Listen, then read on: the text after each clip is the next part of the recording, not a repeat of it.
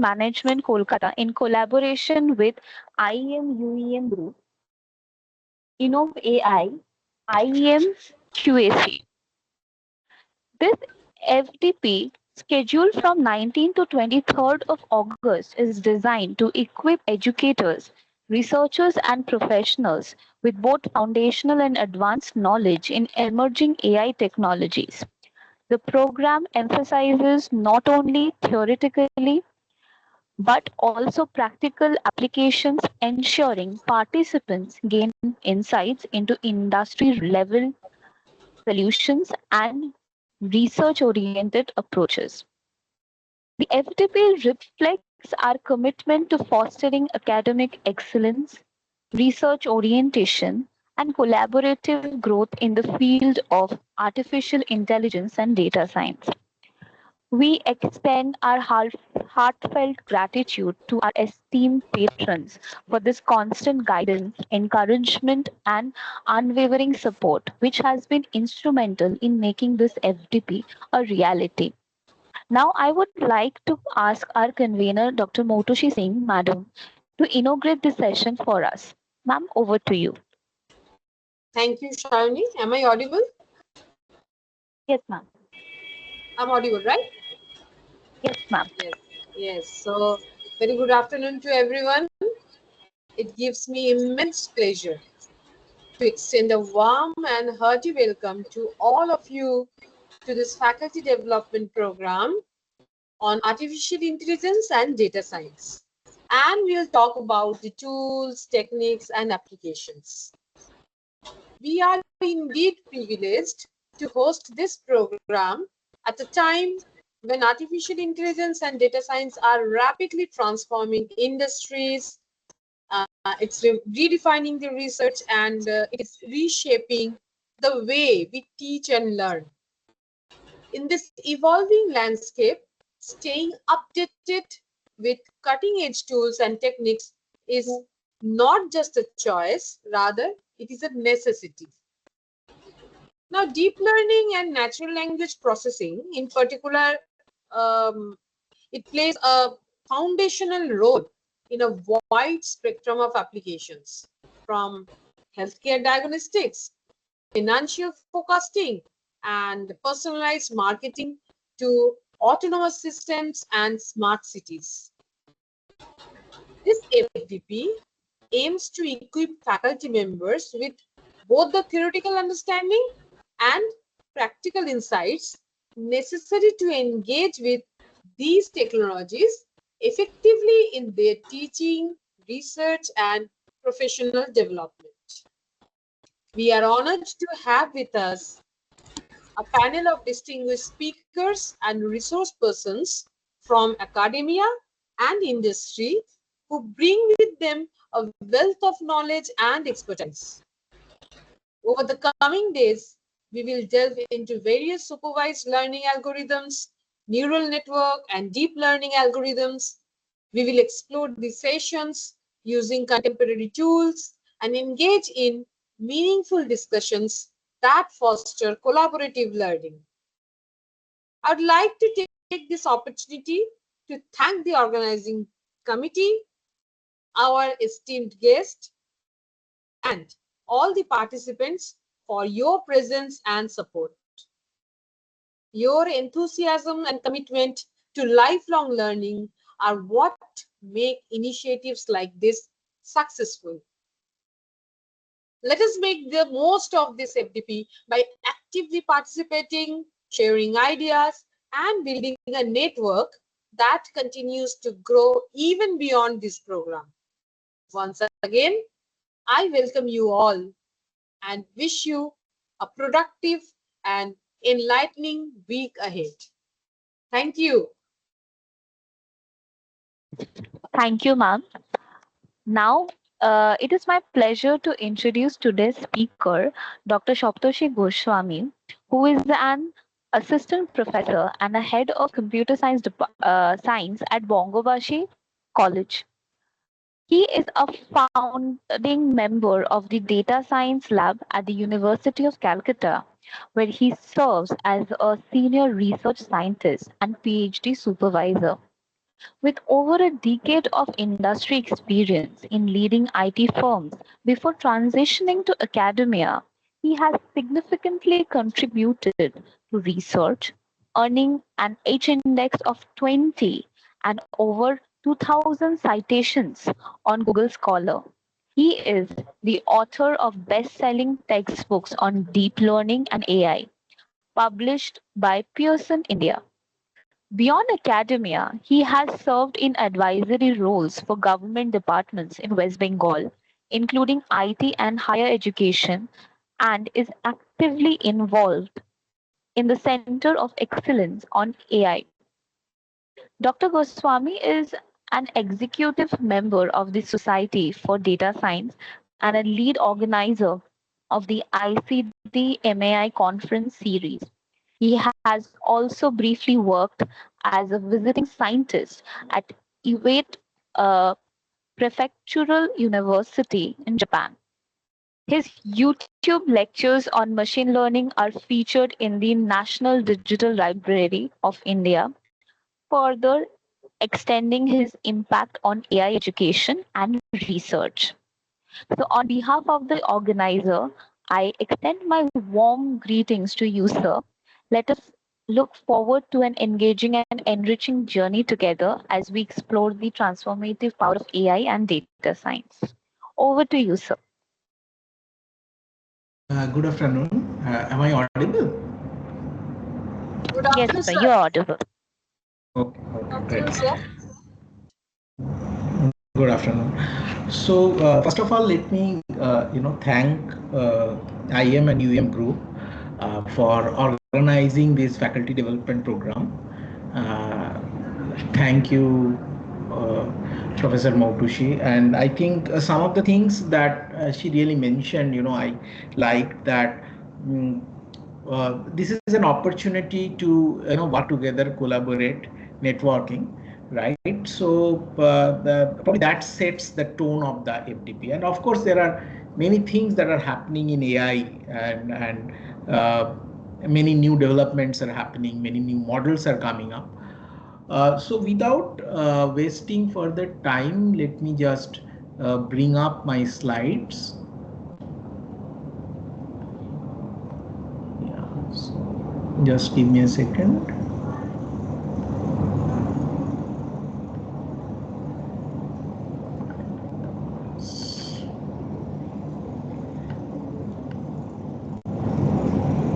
So I hope you can see.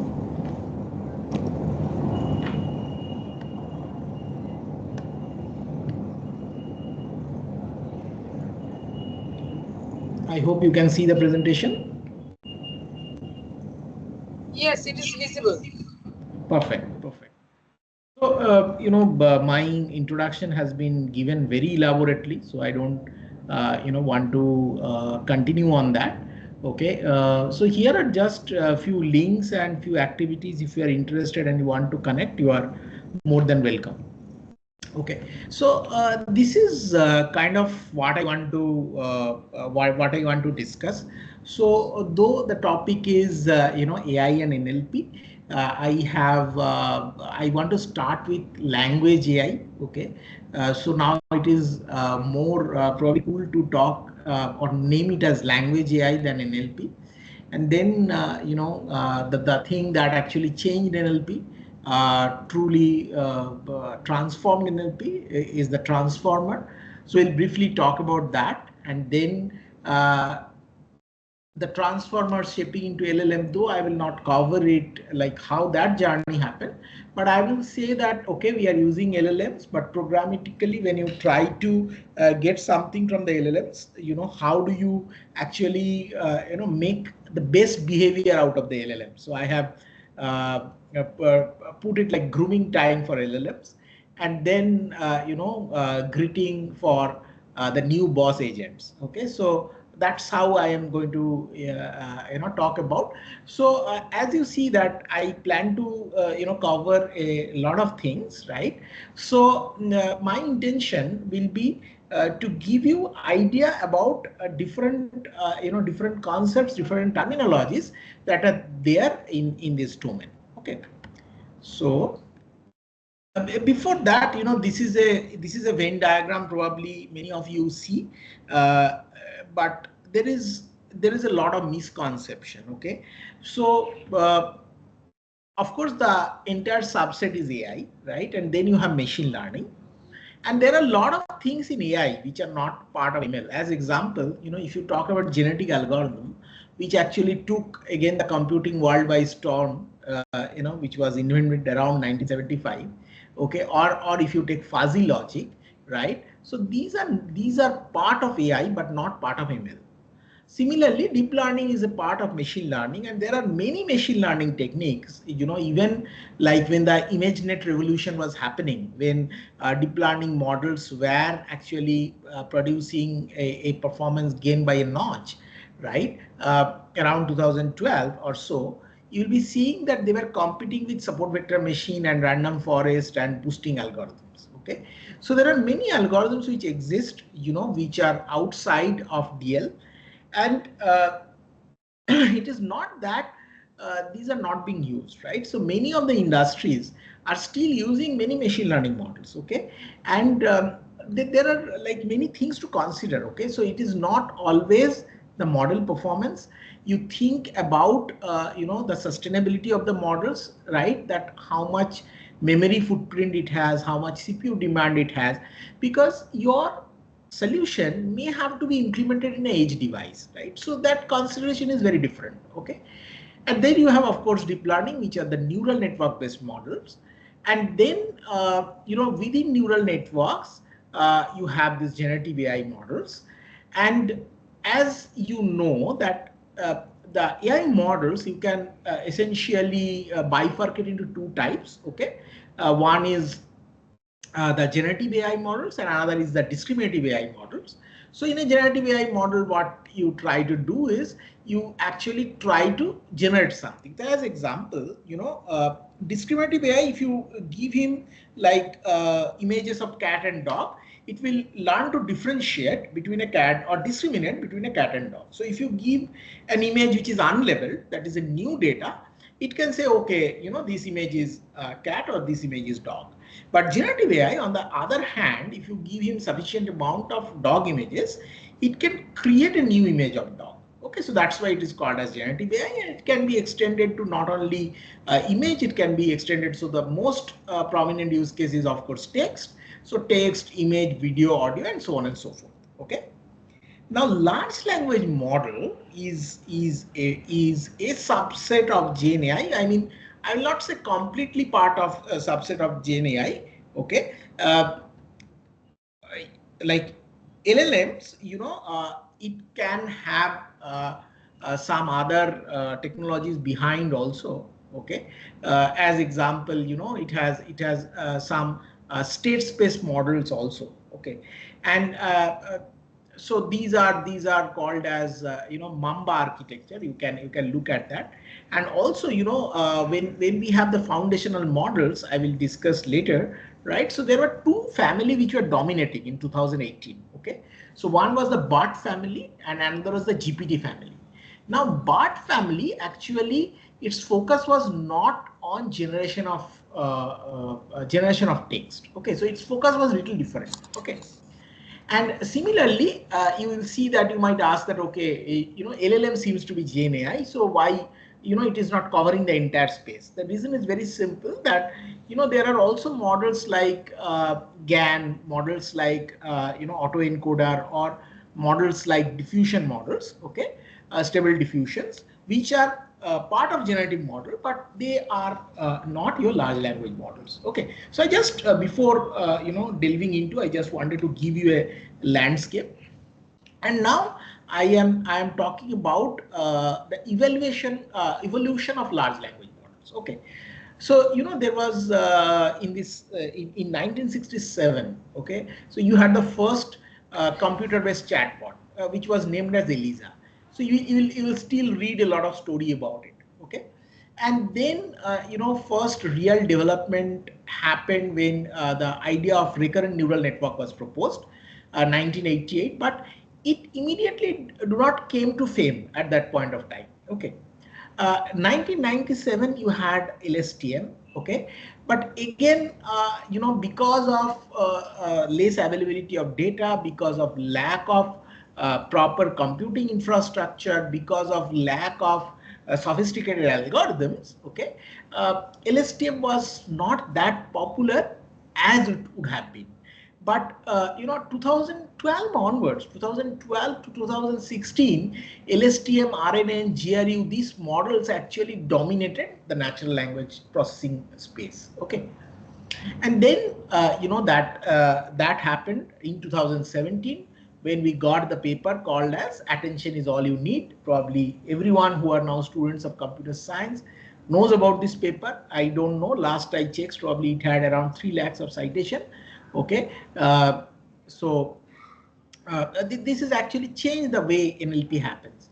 2018 is the time when I was talking about these two families, BART and GPT, right? So these are the two family that started. BART was developed by Google and GPT was being developed by OpenAI, okay?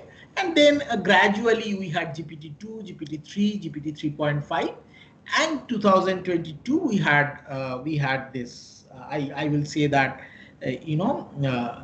explosion in terms of ChatGPT, right? And then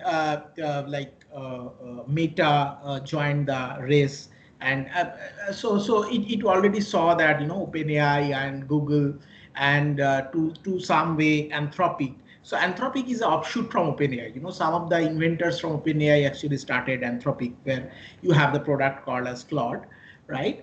So they are actually having a head start. Okay, so then Llama started, or Meta actually tried to win back by going for open source models. Okay, so Llama is a set of open source models which are used a lot.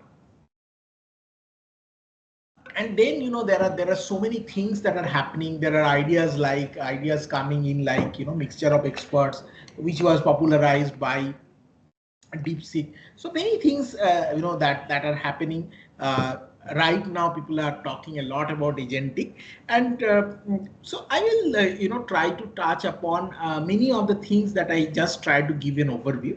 Okay, all right. So let's try to look at language AI now, right? So you can define like artificial intelligence, okay, uh, which can do tasks, okay, in a level which is close to human intelligence. As examples: speech recognition, language translation, visual perception, and so on and so forth. Okay, and what is AI now? AI is the science. So this is actually a definition given by the founder of AI, John McCarthy, in 2007. Okay, when he celebrated 50 years of the Dartmouth conference. Okay, is the science and engineering of making intelligent machines, especially intelligent computer programs. Okay, so it is related to the similar task of using computers to understand human intelligence, but AI doesn't have to confine itself to methods that are biologically observable. So, one point of time people were going in through a lot of dilemma. Okay, that what should be the goal of AI, and then they thought, okay, that one of the grand goal of AI can be creating an artificial brain, because that is what probably symbolizes intelligence, right? Brain symbolizes intelligence, and as an engineering approach, you don't try to create a brain directly, right? So you think that, okay, what is the main component driving this intelligence? So you think that, okay, this is the artificial neural network. Sorry, this is a biological neural network. So then you go one step ahead and think, okay, why not create a unit which is one single neuron, right? So that was one of the approaches, and one approach could have been to continue on that path and really try to understand how brain works and try to incorporate that in our AI models, which is like a white box model. Okay, but that right now also, many neuroscientists, neurosurgeons will admit that we know so less about brain, right? So which we don't know so much how to replicate it.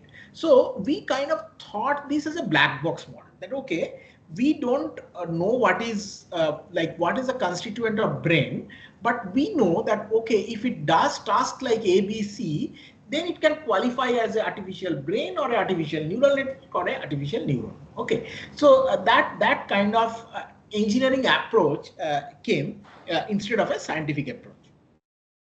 And now coming to language AI, so it's actually a subfield of AI that focuses on developing technologies capable of understanding, processing, and generating human language. So if you have to put AI system, right? So it has to communicate with human. Okay, so if it has to communicate with human, then it needs to understand the language you speak. It needs to process that, and it needs to communicate back also, right? So that is what we are calling as language AI. Okay, and the thing that now I want to tell you is that okay, we have solved so many different type of problems, right? There are large banks which are using information technology. There are big manufacturers who are using information technology. There are big hospitals who are using information technology, right?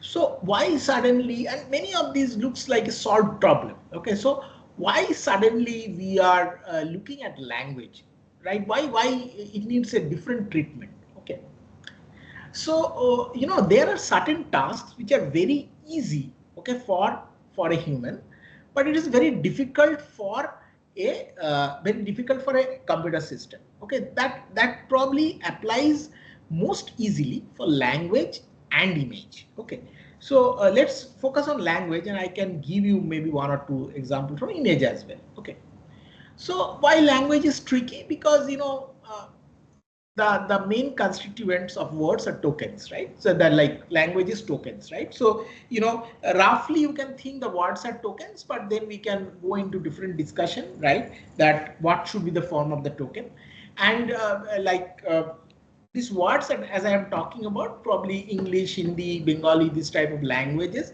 we can have very clear tokens. But if you extend to a language like Chinese, right, it is different. Okay, token, the concept of token is very different there. Okay, why language is difficult? Because we write the way we want, right? Whatever our mind wishes, we write. Okay, so you can use mixed case, you can use abbreviation. There can be a lot of stop words like which do not add any value to the knowledge. Okay, but they are present in abundance. Okay, then you can have word form variants, right? So you have run, runs, running. Okay, so you may ask, okay, what's the problem? The problem is that uh, when you try to kind of create a set of words, okay, so if same form of the word gets added too many times, this set becomes somewhat unmanageable. Okay, then you will have pronunciation, symbols, you can have typos, misspellings, duplicate words, you can have numeric words, right? So you can have ID, phone number, which do not add to the knowledge as far as language is concerned. So this is, but many of these actually you can handle with pre-processing. Okay.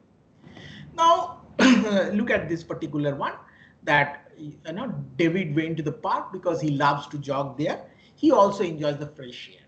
So it can create a like confusion for the computer that okay, who is this he? Because then it needs to remember this entire thing, right? It needs a kind of a memory system. Okay, or so this is still clear, but let's look at the next one. The lawyer said the judge would rule on the case soon, but he still had questions about the evidence. Now, when we talk about he here, we are not sure whether it is a lawyer or it is a judge. Okay, so these kind of things, these kind of problems are technically called as co-reference resolution. Okay, so here you have a he, and how it is co-referring something, right? So uh, this is one of the problems. Okay, and then you also have same word being used in different sense. As example, right beside the Bank of Ganges is the office of Reserve Bank of India. Okay,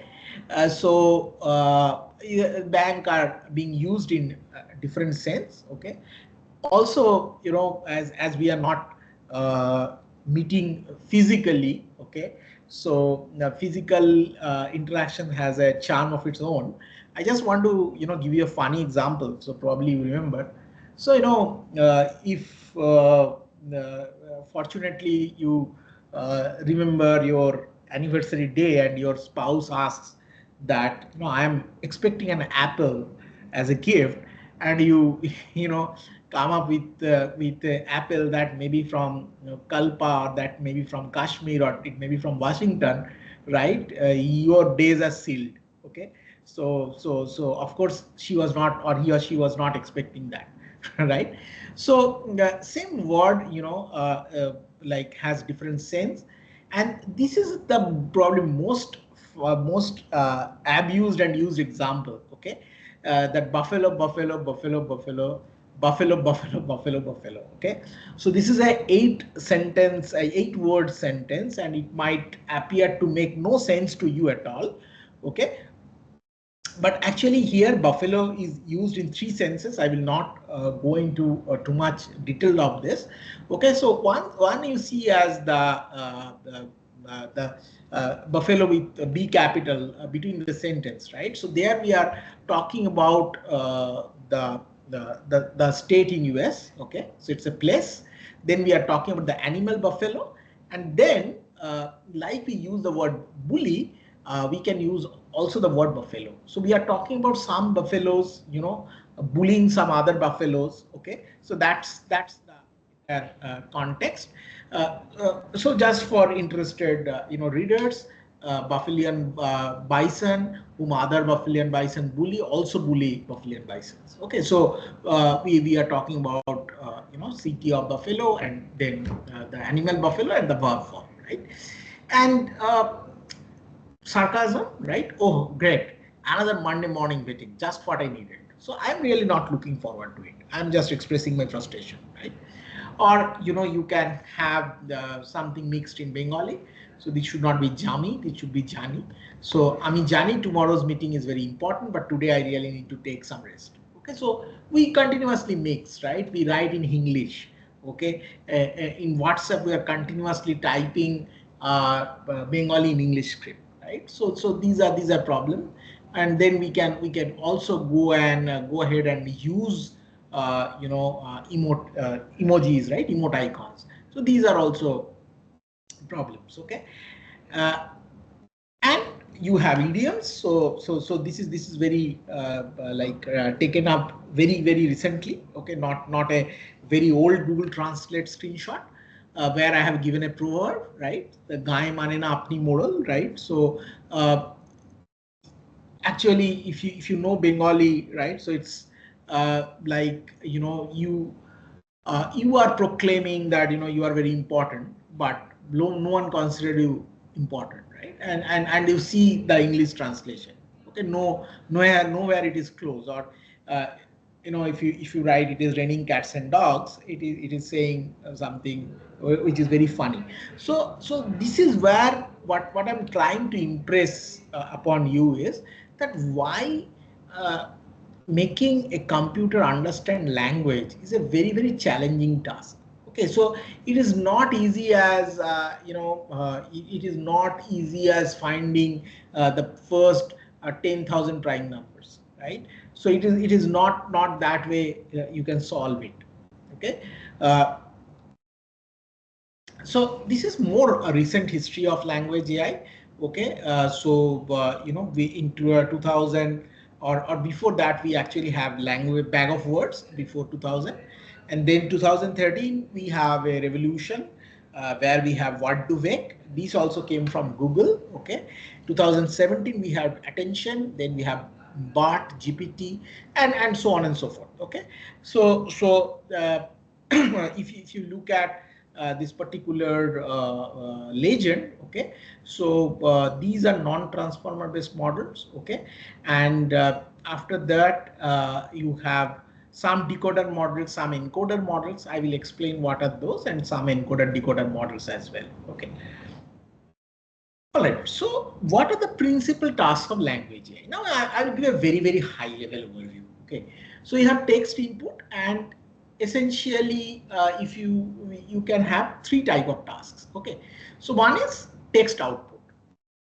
as example, I can say that, okay, generate some good material on generative AI. Okay, though the prompt is very bad, but let's say, so this is a text input and you are getting a text output back. Okay, then you have something called as embedding. So this is very, very interesting. So one of the problem, okay, with the computer is that it understands numbers, right? It doesn't understand text or image. Okay, so we need some kind of conversion. Whatever text we have, we need to attach some number with it, right? So this process is called as embedding. Okay, so one other important task can be that I give a text and I get a vector representation of the text back. Okay, so if I give a word as an input and I get a vector representation, then it is called as word embedding. If I give a sentence as an input and I get an output of embedding, then it's called a sentence embedding. Similarly, I have document embedding, or in between you have paragraph embedding, and so on and so forth, right? So you can have embedding at different levels. Okay, and this is just, finding a new representation of the data. Okay, and to tell you the truth, right? So you have early machine learning models. Okay, and early machine learning models, okay, actually could solve what we call as linear problems. Okay, so if you have a classification problem, right, and if you have something like this, okay, that these are your two classes. Okay, so machine learning models will be very happy to solve it. Okay, will be very, very happy to solve it. It will draw a line like this, and this type of problem we call it as linearly separable problems. Okay, but then you can have a scenario like this. Okay, that that you have one class like this, and then you have another class like this. Okay,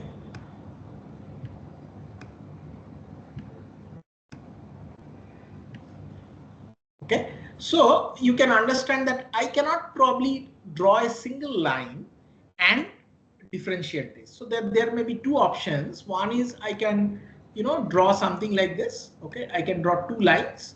Okay, another option can be I can have something like a circle over here which encloses this. Okay, I hope I am like making sense to you. Okay, pardon my bad drawing. So essentially what I'm trying to tell you is that the complex problems are non-linear. Okay, that you need to have non-linear decision boundary, and if you want to differentiate between machine learning and deep learning, okay, if someone asks you to summarize, so you will say that neural network can handle non-linearity. So you throw it, non-linear problems, it can solve it. Okay, and how it's solved is, you have essentially, like how a neural network works. So you have these input neurons, and then you will have a hidden layer. You can have one hidden layer, or you can have multiple hidden layer. Okay, and then you may have an output right over here. So essentially what these hidden layers are doing is, right, it is learning a new representation of the data. It is learning a new representation of the data. This representation, you can call it as an embedding, you can call it, as a latent vector.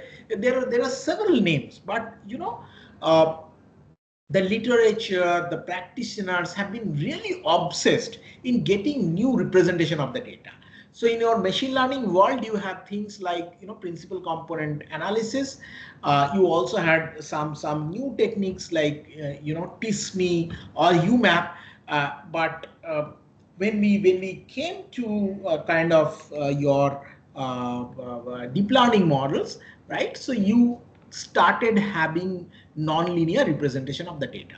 So what is happening is you are giving a raw input here, okay, and every layer you are getting a new way to look at that same data. Okay, but this data is understanding the non-linearity better. Okay, so so much for embedding. So I just wanted to give you an idea, and then classification. So this is one of the easy problems now. So classification for text is the age-old example is identifying an mail as an email as a spam email or a normal email. Okay, so this is one. And of course you have the classic sentiment analysis, where you are giving a piece of sentence and you want to identify the tone, right, whether it is positive, negative, or neutral. Okay, so this is what language AI consists of. And now you have this entire gamut of textual tasks. Okay, so it can be translation, machine translation, it can be question answering, it can be text categorization, it can be language identification. But ultimately you will be able to fit it into one of the three categories that we discussed. As example, translation. So you have a text input, you have a text output. Question answering, similarly you have a text input, you have a text output. Or if you look at text categorization, again it's a classification problem. Okay, and named entity recognition, you have a text input, you have a text output. So essentially you will be able to fit into all of this. And also I want to highlight another thing, that you might ask me that, okay sir, I don't see anything on the embedding part. So generally, typically what happens is that any text text pipeline that you create, or any text downstream application you are trying to build, you will always have an embedding step. You will have some text and you need to convert it to number, and then you can go forward, which will discover in a pretty short while. Okay, so let me give you a very brief on how the age-old bag of word representation used to work. Okay, so let's say that I have let's say that I have two inputs, and consider this like if they are documents. Okay, so you have a one document which is one sentence, which is that is a cute dog, and then I have another sentence where it is my cat is cute. Okay, so these are the two sentences. What is the first step? I split input by a white space. So this step is also called as tokenization. So I'm breaking the sentence into words. So this is my first step, right? And then what I do is I create a vocabulary. So from the tokenized sentence, how do I go to vocabulary? You can look at, you can understand yourself that why this is, why this is reduced, because you have words like is two times, you have words like cute two times. So that's why it is only the distinct words, okay, which is giving you the vocabulary, and that is kind of also your size of the vocabulary. Okay, so now what I'm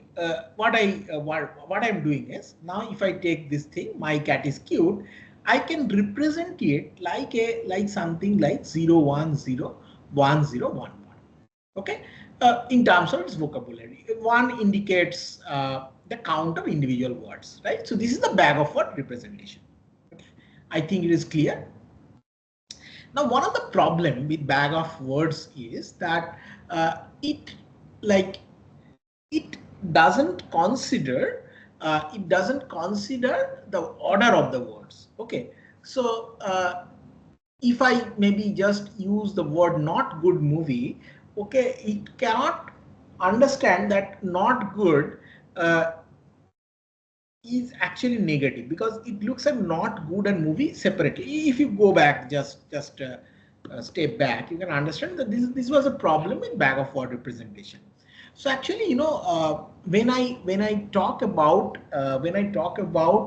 language, okay, there are many things that are there. Okay, many layers are there.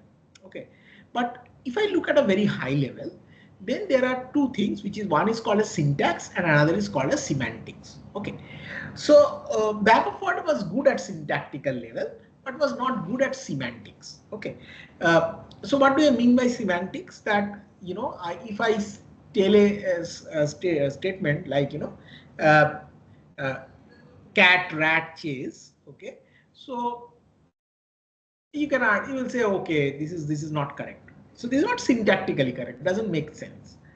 And then if you have a statement like a rat is chasing a cat, then you'll say, oh, no, this doesn't make sense. This is correct. Syntactically, this is okay sentence. Okay. But it is not making sense. I'm saying elephant is flying. So it is not making sense, right? So semantics is at a higher level. And as I was, explaining you earlier, so if I take the old spam and not spam example, so this hidden layer is where I am learning a new representation of expressing that email. Okay, so that is what is happening in this hidden layer, and if I add on multiple hidden layers. Okay, so essentially, what to wait actually introduced to this concept. The concept is that I will use a neural network. So you have to pay attention. I will use a neural network, and I will give some input to the neural network. What will be my new input? My input will be vector representation of word. And here we are assuming as if we are just giving two words at a time. So my input is like, I have like a pair of words. Okay. Now what is the prediction, right? What is the output that is expected? The output may be just this, that whether these two words similar. So if they are similar, score will be close to 1. If they are not similar, score will be close to 0. Okay. So this is what what to wake actually tried to cater. And what they are doing, they are setting up the problem.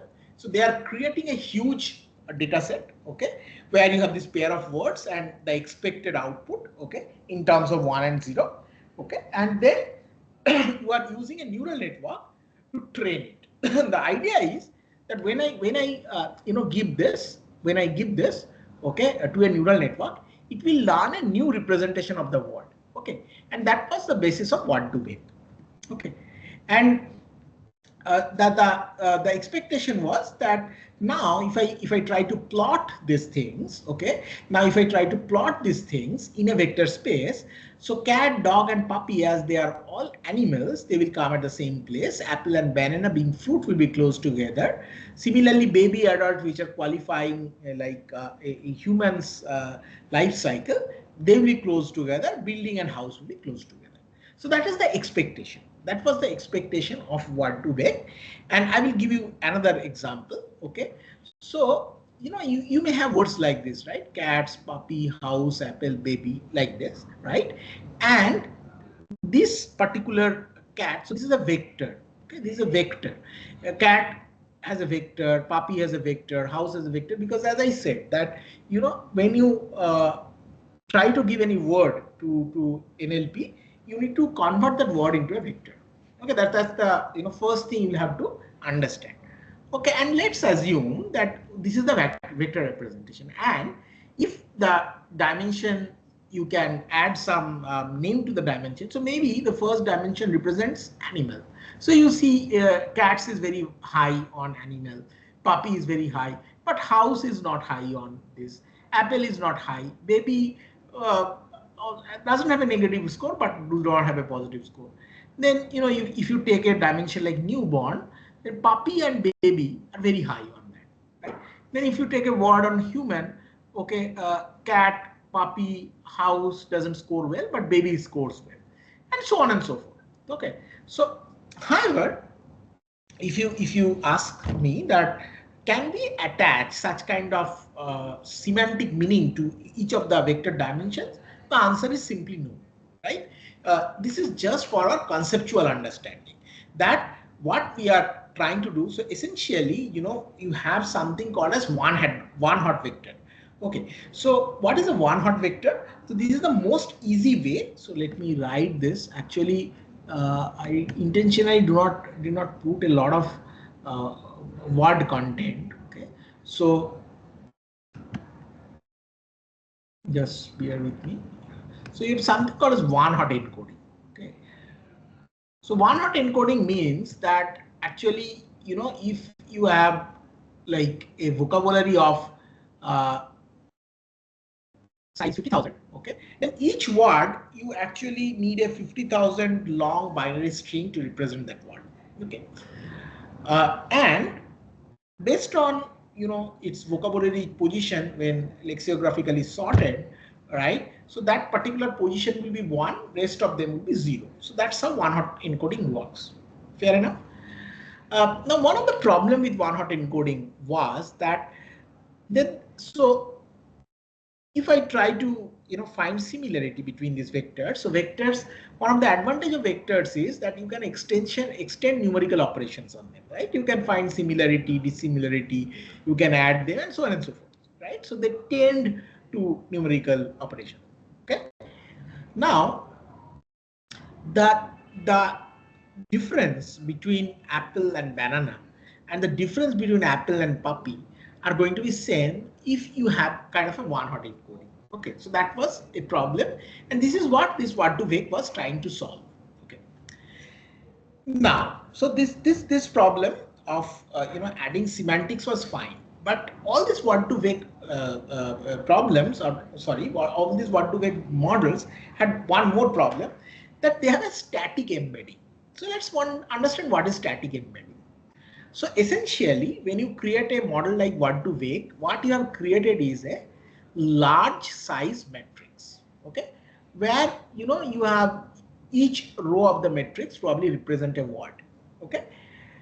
But the thing is that if you have a word like bank, okay, so it will have same vector representation. So if it is institution bank or it is river bank, because that comes only once in the matrix, and you have a fixed vector representation, or to more formally, it had a static embedding. Okay. Now, when we move from the idea of Word2Vec, we realize that we need some kind of a dynamic embedding. So what is the meaning of dynamic embedding? So dynamic embedding says that, okay, that word itself has some representation, but that representation gets refined by its context. What do I mean by context? Context means its neighboring words. Okay, so if a bank is being surrounded by river, if it is surrounded by sky, it will have a different kind of vector representation.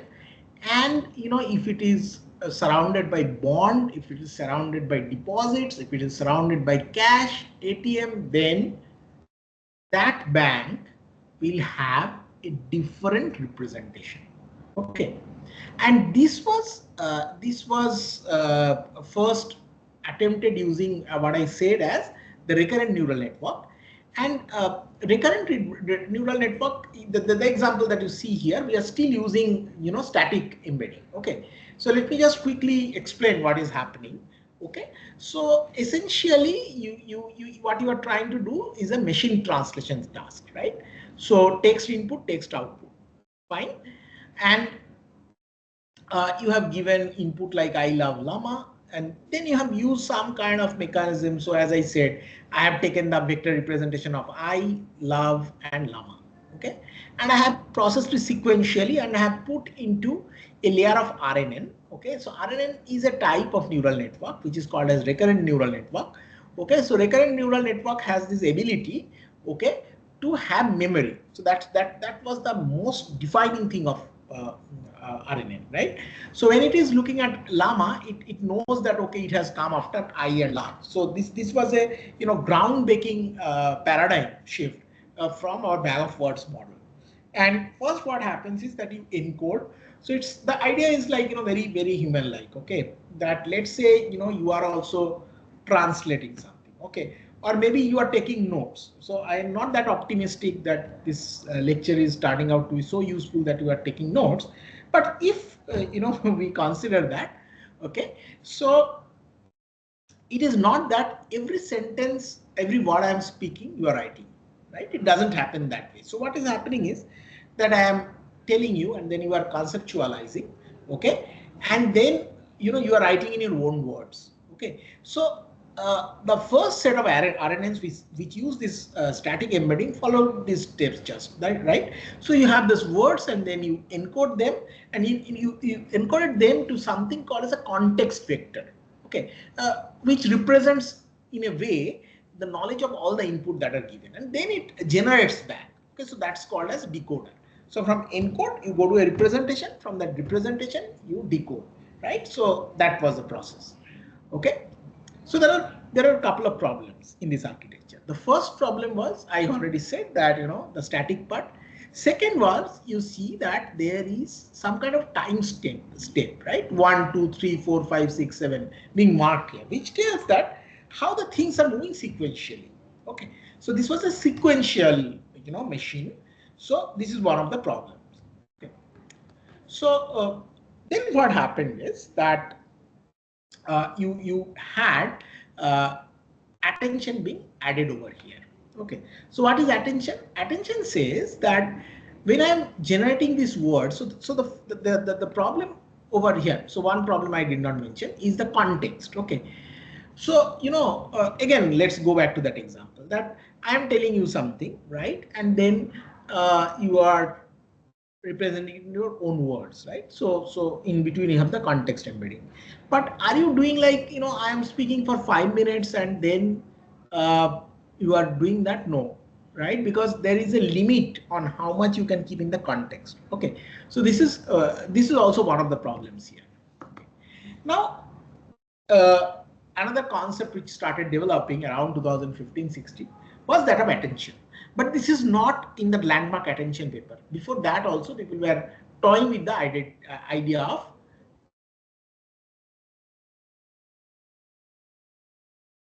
word. Okay, when was there a problem? Can you see my window? Yes, sir. Okay, thank you.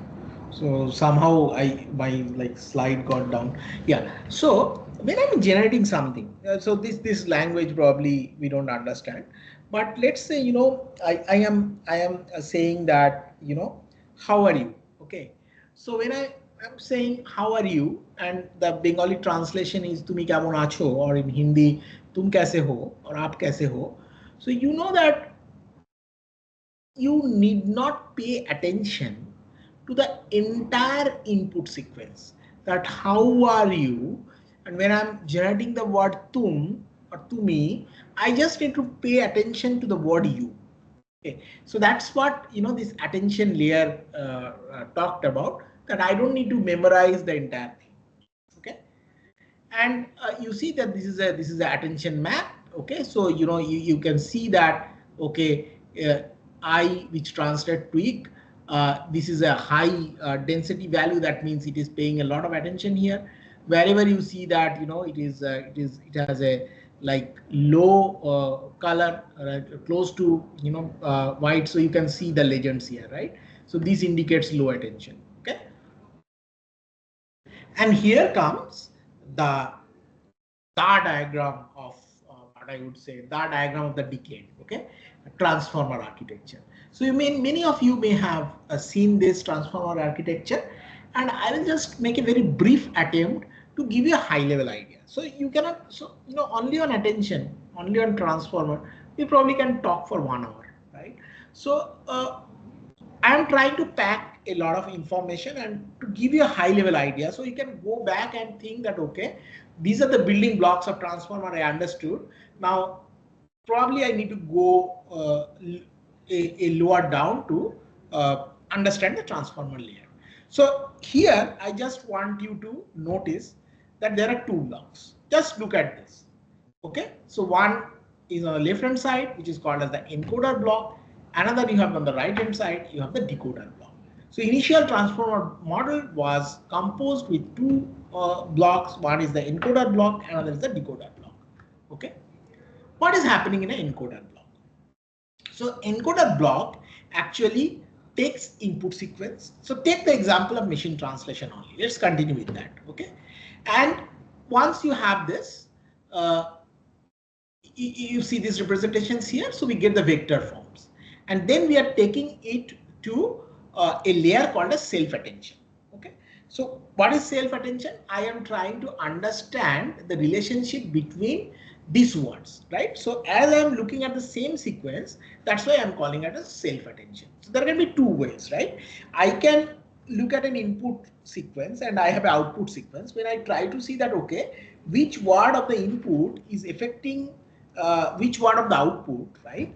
Then that is a different kind of attention. But here I am looking at that, okay, if I have like, please shut down your mobile phone. So the phone follows mobile because they are related. So this is called a self attention. Okay. And as I was trying to tell you that bank example, right? That the vector representation of bank, okay, will change based on the words that are there. So here, when you are putting that word, you have a fixed representation. This can even come from word to bank. Okay, but then when you are going through this self attention and then a feed forward neural network, you are getting a new representation. So now what you are seeing is at a high level, what is happening in encoder? You are giving words, the words are getting converted to embedding. You are putting to self attention, so we understand the relationship between different words, and that information you are using and also adding non-linearity, okay, through a neural network to create new representation. So you see that there are 3 inputs going in and 3 outputs are coming out. So you have a word embedding, which is the static embedding.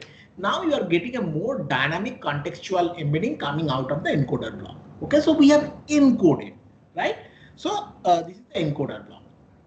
Now let's look at what is happening in a decoder block. Okay, so decoder block, of course, the contextual information that I have just created, I'm going to use it, right? Otherwise, why did I create it?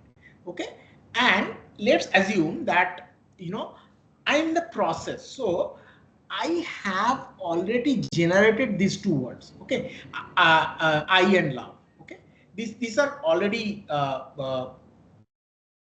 generated. Okay, and the next word is llama. Okay, so essentially, first what I'm doing is I'm doing a masked self-attention. What is the meaning of masked self-attention?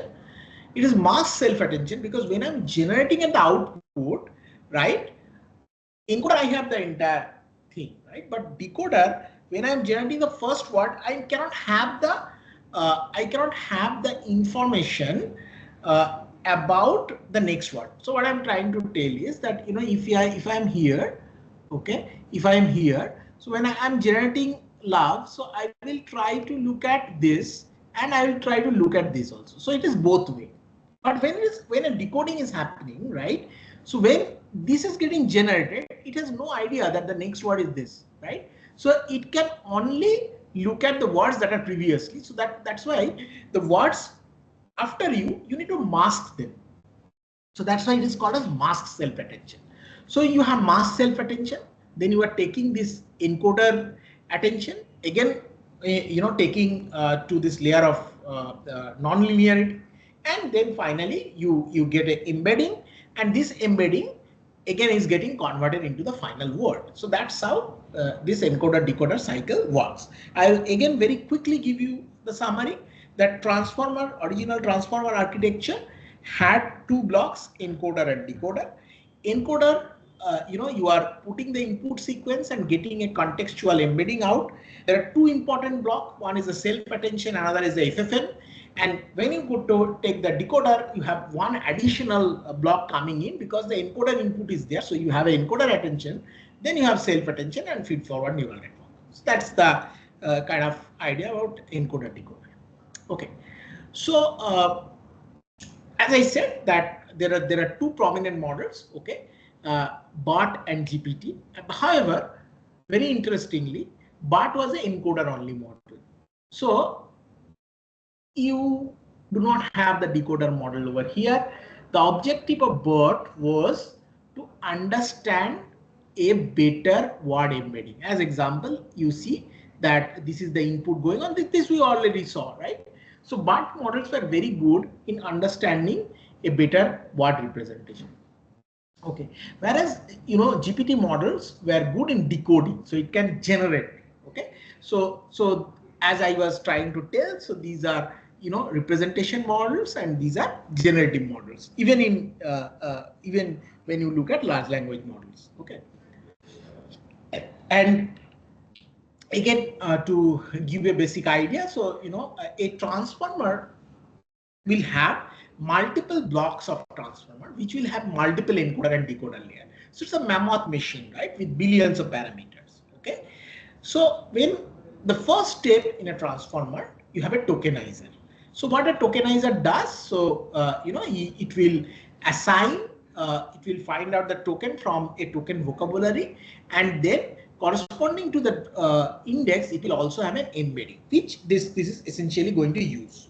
Okay, and so this is the input part, then it is going to the transform layer. Okay, and then when you go to the decoder, what is happening is, again, you are generating kind of a probability distribution. Okay, so where you see that you have different token IDs, where you have the tokens and then their probability distribution. So here you see that DR has the highest probability, so the output will be DR. So just I wanted to give you how the transformer actually plays into action, rolls into action. Okay, so this is again one of the important slides. Okay, so this is about how attention score is calculated. Okay, and basically, what happens is that you have the input and then you create an embedding. So everywhere you have a static embedding to start with. And then what you have is, you have three things called as query, key, and value. So what is a query? The query is when I am trying to find the similarity between two vectors, right? Because of this attention, because as I said, right, I want to find out, okay, that U belongs to Tumi, right? So some way I need to find out that U is paying more attention to Tumi, right? So how to do that? So the word, when I'm trying to find this, the word U will work as a query. Okay, and the value is Tumi. So what is the key doing? So it is, you remember about database indexes. So key does something like that. Okay, that you may have a vast vector over here. Okay, in the value, but key is like a summary to that. Okay, so what I'm doing is I am creating a similarity score between Q1 and Q1. And if the similarity score is high, that means I should pay more attention. If it is low, then I will pay low attention.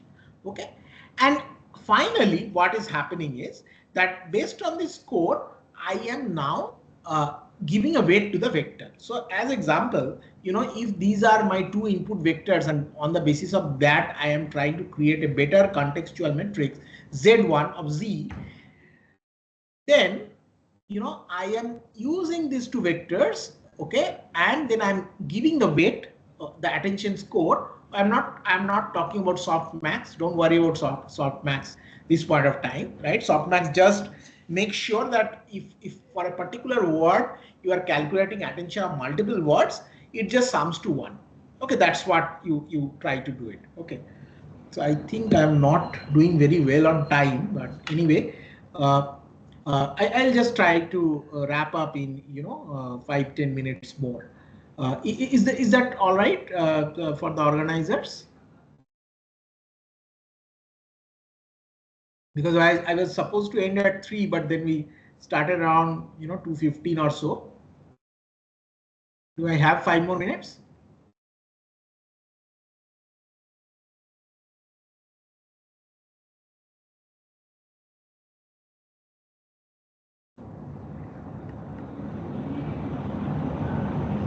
Okay, I hope I'm audible. So if as I'm not getting any response, so let me continue. Yeah. Sorry, sir. We have an event from after 15 minutes, so you can continue. Okay, sure. No issue. So I'll continue maybe for 10 minutes. I'm just doing a time check. Yeah. Okay. So this is a spectrum of the large language models. So some are open models and some are proprietary models. Okay. So you see Llama, Qwen, Mistral. Okay. So all these are open models. So some experiments we are also doing in this area. Probably once it is a more research discussion, we can discuss about some of the ideas that we're doing. Okay, now so this was the difficult part. Okay, so your what I would say, the nightmare is over. Now I am going to skip through some very easy but important stuff. So how do you actually use the LLMs programmatically? Please understand that, if I want to do a sentiment classification. So we did this for, West Bengal police also. So there are different posts that are going to Facebook page, and I want to classify them as positive, negative, neutral, right? But how should I do? I mean, and am I going to, am I going to get them one by one, put to chat GPT and ask that, okay, what is this positive, is this negative? Not possible, right? How will I do? We'll use API. Okay, so here you see that we have used the OpenAI library, and this is a standard way where you can get a response. So this is the prompt you are giving, the question that you are putting to LLM, and then you are getting the response in this response.output text. Okay, so you can probably do more. As example, you can add whether we like how much reasoning to be used. Okay, so because that will make sure, that will limit the usage. Okay, then you can give some instructions, right? So you can set a tone like talk like a pirate. Okay, and then you can give your input. Okay, so these are some of the things that you can do. Okay, so this is the part where I wanted to say that how you can make your LLM more well behaved. Okay, so there is a very important parameter which is called as temperature. Okay, so if you have a low temperature, then the words which have higher probabilities, okay, they will appear more. Okay, but if you have high temperature, then what it will make is that it will kind of make it more random. So if I go to the next slide, essentially, okay, so that comes later. Okay, and another thing is that there is something called as top P. So what is top P? That how much percentage probability you want to explore. Okay, so if it is 100%, you are going to look at everything. If it is 10%, you are just going to focus at only certain number of words, which are more probable. Okay, so how do you actually use this temperature and P connection? Based on the use case. Okay, so and as example, you want to use it for a brainstorming session.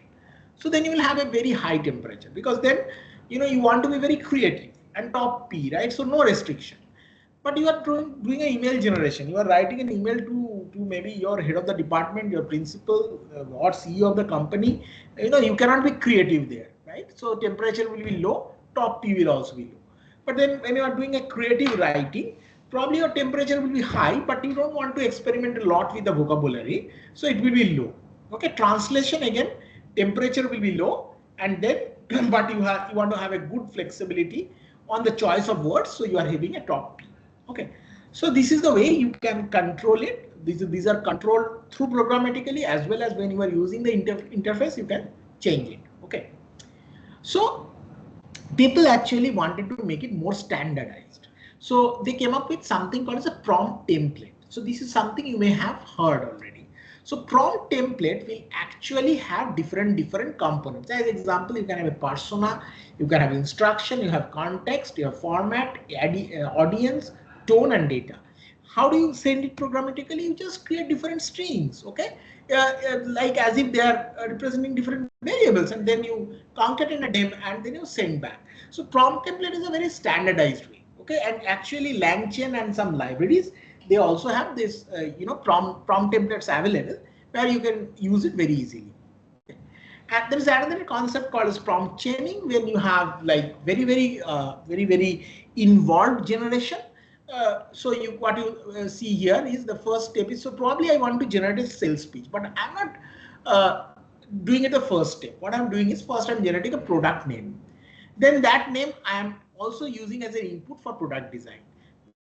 Okay, so this had only input as features. Now here feature and name, and then here I am generating a slogan, then feature name and slogan, ultimately creating a sales speech. Okay, so these are all part of how you can make your LLM do more.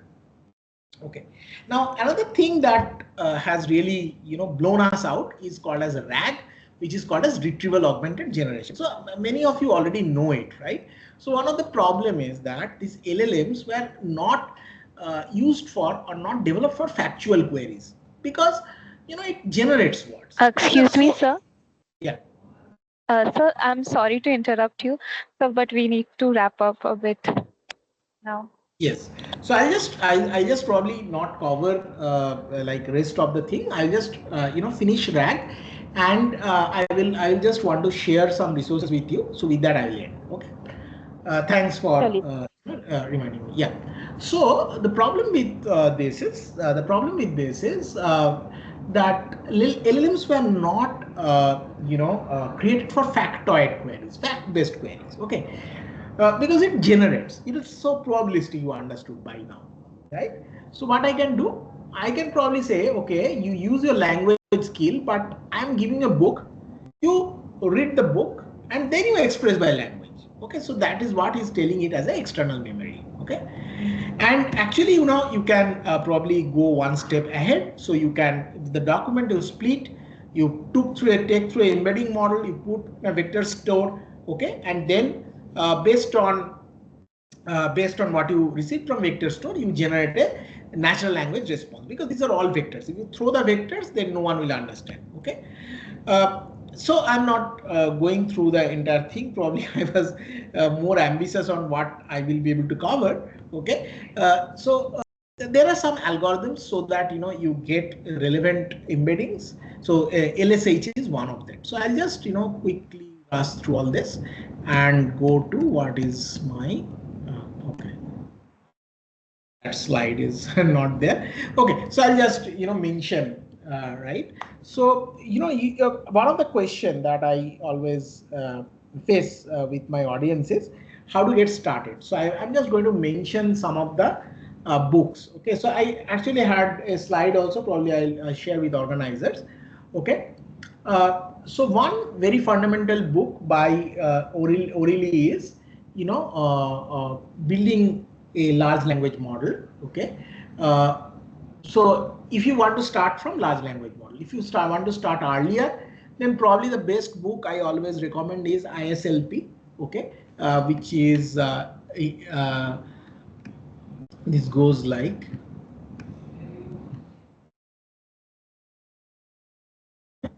statistical learning using Python. Okay, and then you have this book by Aurelio Giron. Okay, this lizard shaped book. These are the good books to start with machine learning. After machine learning, when you are moving to probably a large language model and AI, so there are some good books. One book and channel I will suggest is StatQuest. Many of you may follow it. Okay, Joshua Stammer. So Joshua Stammer also have very nice books and channel, right? YouTube channel. You can follow that. And then if you want large language models, one of the channel I personally follow is by Dr. Tanmay Chakraborty of IT Delhi. So he's one of the upcoming, very upcoming researchers of AI, doing very fundamental works. If you want to refer to AI research papers, I think their group, Professor P.P. Chakraborty's group, Dr. Sriparna's group, and many other, Dr. Showman's group are doing fantastic work on AI. You can look at their work. So Dr. Tanmay also has a natural language course and LLM course going through NPTEL, so that with Dr. Showman Chakraborty. So you can also follow that. So with that, I think I will close. So thank you. Thank you so much, sir. On behalf of this organizing team, I sincerely thank you for your insightful and engaging session. Today's valuable lessons and perspectives have really enriched us, sir. Thank you so much. There is this small token of appreciation from our end. Kindly accept it. Thank you so much. Thank you. Thank you, sir. So yes, I think we will not have time for question answer. So my coordinates are with the organizers. Feel free to reach to me if you have any doubt. Thank you, guys. Sure, surely, sir. If there is any queries, we'll definitely reach out to you, sir. Perfect. Works. Thank you. Thank you, sir. Thank you so much. Shani madam, actually our next speaker will be joining shortly. Okay, ma'am. Participants are requested to stay in the meeting.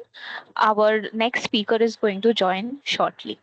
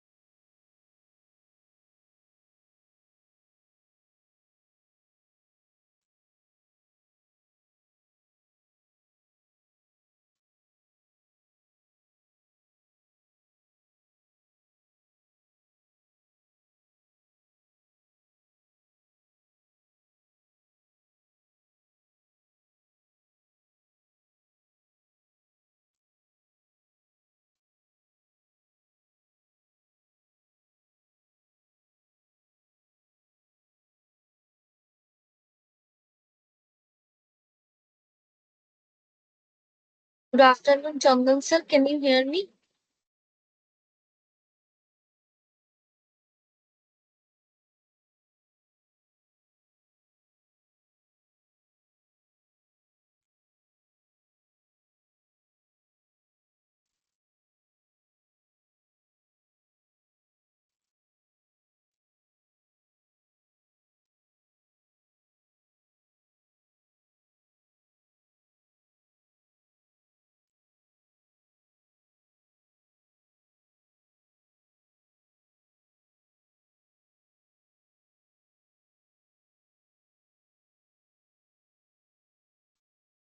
Hello, Chandan sir.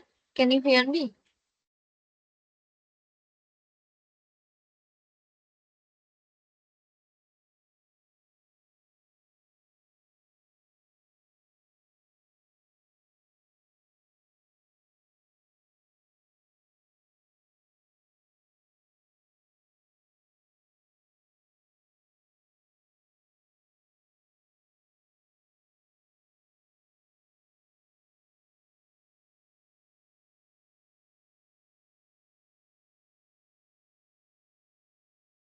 আচ্ছা আমি করেছি এখন শোনা যাচ্ছে Hello, sir. Can you hear me? This now is am I Shukanta. audible Yes, yes, sir. You are audible. Okay, sir. We are going to start the session hello shortly. Hello, sir. Can you hear me? শোনা যাচ্ছে হ্যাঁ হ্যাঁ sir শোনা যাচ্ছে হ্যাঁ sir আরেকবার confirm করুন শোনা যাচ্ছে হ্যাঁ স্যার আমি তো শুনতে পাচ্ছি স্যার শোনা যাচ্ছে হ্যাঁ স্যার আমি শুনতে পাচ্ছি হ্যাঁ শোনা যাচ্ছে স্যার শোনা যাচ্ছে শোনা হ্যালো যাচ্ছে স্যার তো হ্যাঁ শোনা যাচ্ছে হ্যালো স্যার, শুনতে পাচ্ছেন আপনি? হ্যাঁ এখন শুনতে পাচ্ছি শোনা যাচ্ছে হ্যাঁ হ্যাঁ স্যার শোনা হ্যাঁ যাচ্ছে স্যার, আপনার কথা শোনা যাচ্ছে। আচ্ছা হ্যাঁ হ্যাঁ ঠিক আছে okay okay now ready so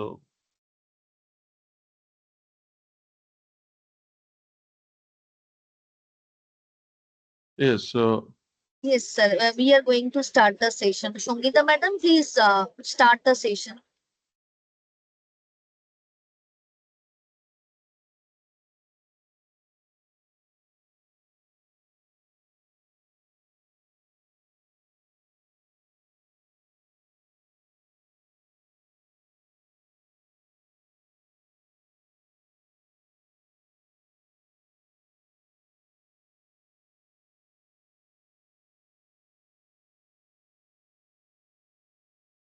just let me know when to start so that I can start okay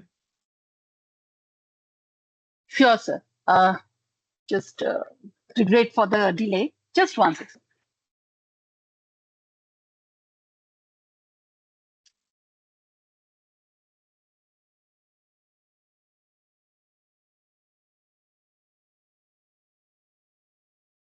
Good afternoon once again, everyone. Just let me know whether I'm audible or not. Am I audible?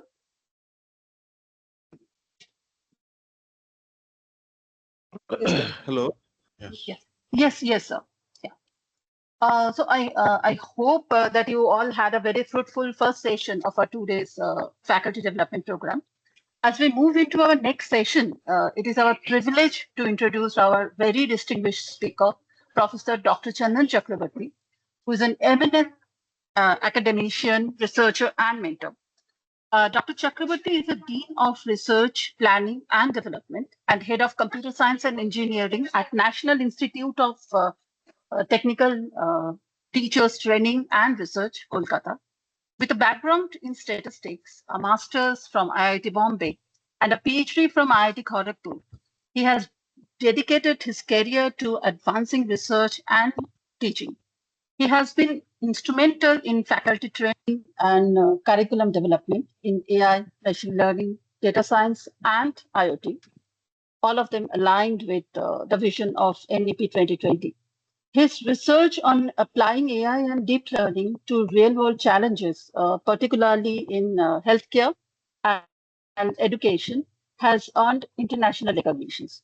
Author of more than 100 publications, holder of multiple patents, and recipient of prestigious.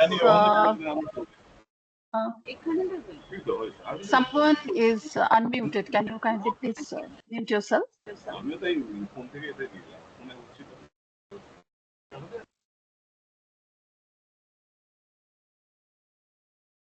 Okay. So as I was talking about that, he's the author of 100 plus publications, holders of multiple patents, and recipient of prestigious awards, including the Young Scientist Award from Dr. APJ Abdul Kalam.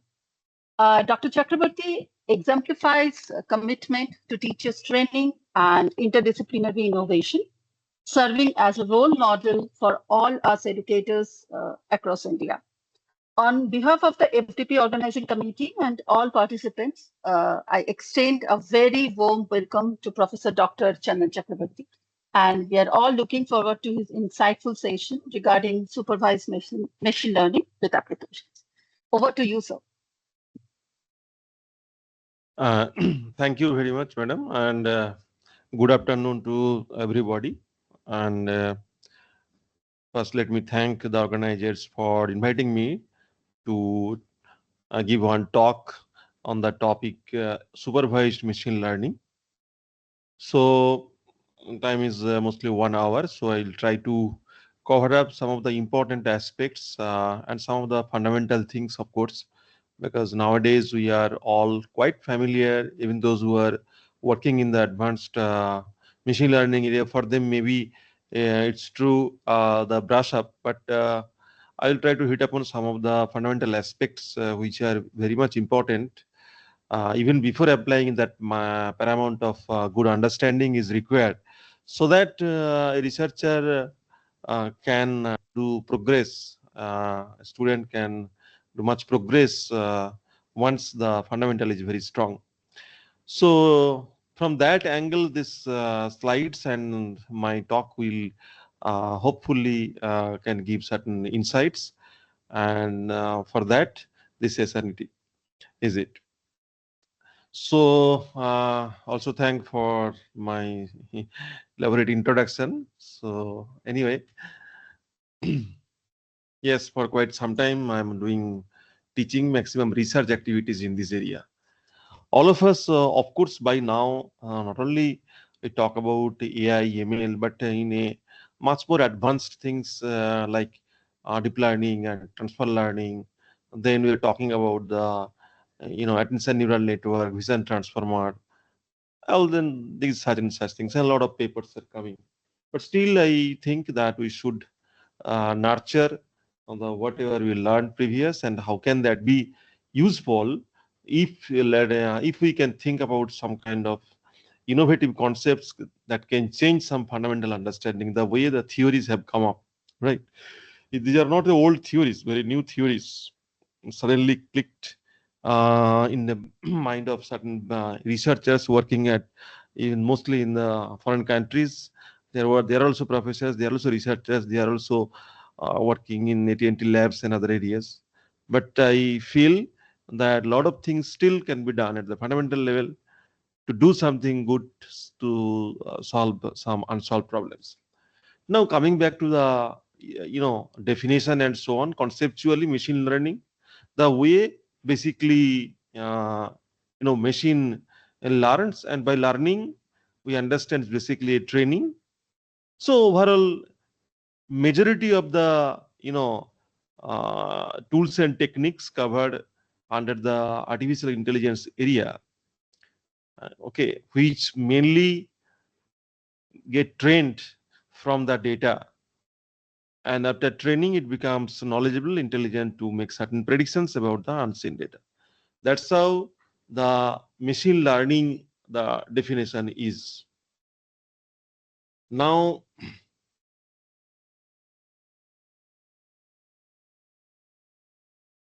just a second.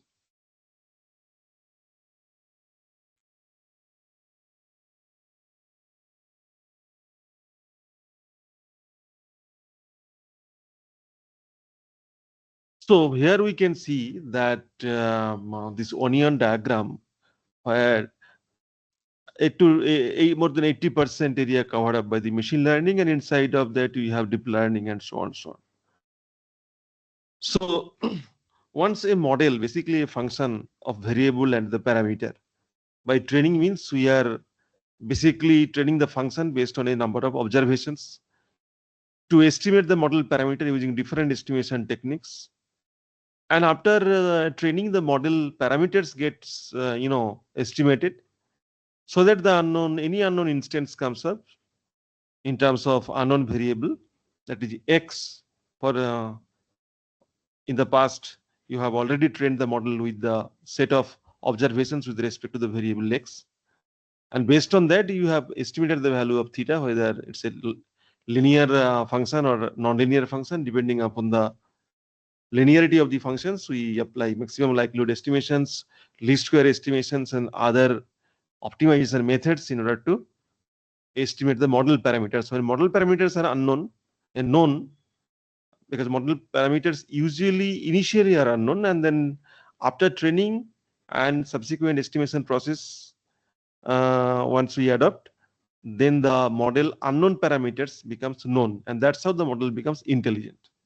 So from mathematical point of view, basically you are estimating the model parameter based on the given observations, if they are labeled, called supervised data set, and then the estimated model parameters, then the function is known, and once function is known, that means function has been trained, function has got certain amount of knowledge.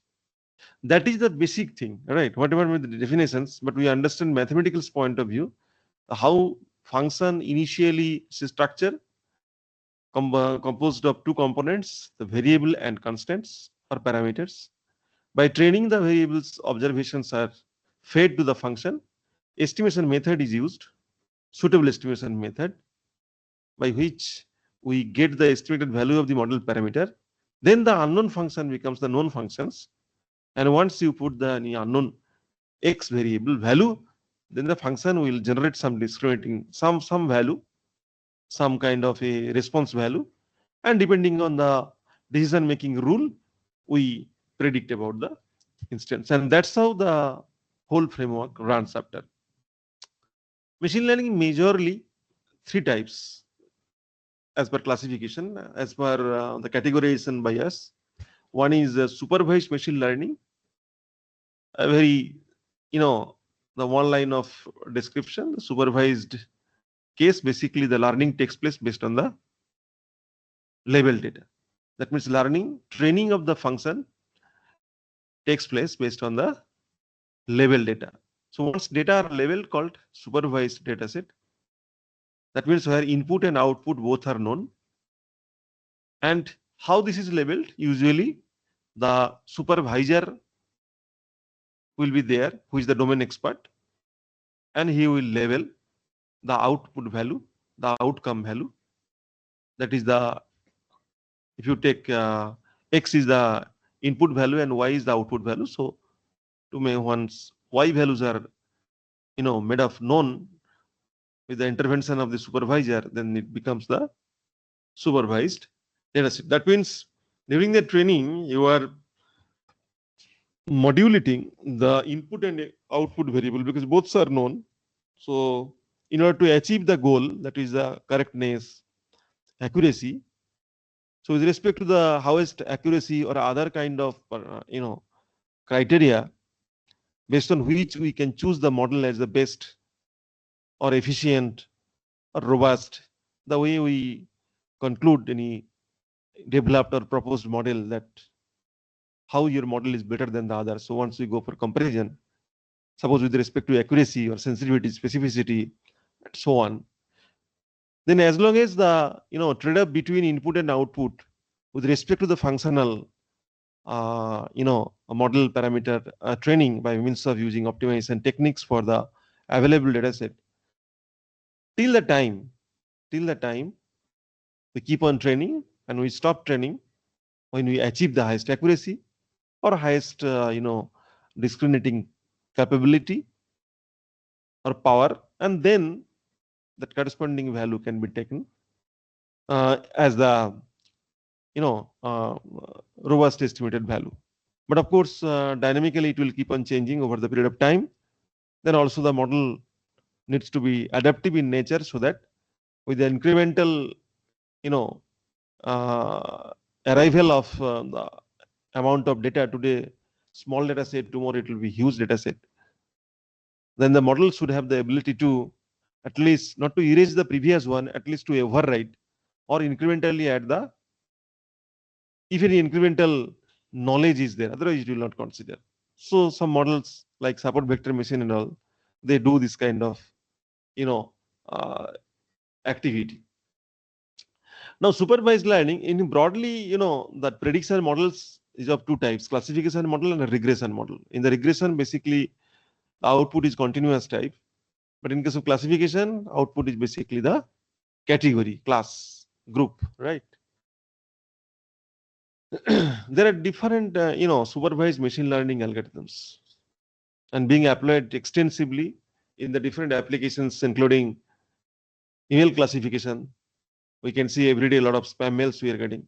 So who is the input mail initially unknown, so machine has a server and now intelligent software, so that based on different keywords and its logical implications, it classify that this model has the highest chance of being the unexpected bad mails should be redirected to spam folder instead of the inbox folder. So it's a classification between two, inbox and spam, two folders. So we have basic classification or categorization, dividing, like this way we can interpret. But in case of regression model, basically we predict about the outcome variable. So what is the chance that after 2 hours outside there will be raining or not? So you can have, if you have the last 5 to 6 hour data set with respect to the temperature, humidity, and other parameters, and if you go for proper training in terms of simple regression models, whether it's a linear, non-linear, depending upon the nature of associations amongst the variables, it will depend upon. But still, it will help to give you certain kind of chance value, probability value. So mostly based on the chance value, you can go for a prediction and all. Like supervised, what I will be more focusing in the subsequent slides, but for the sake of understanding from the starting point, I just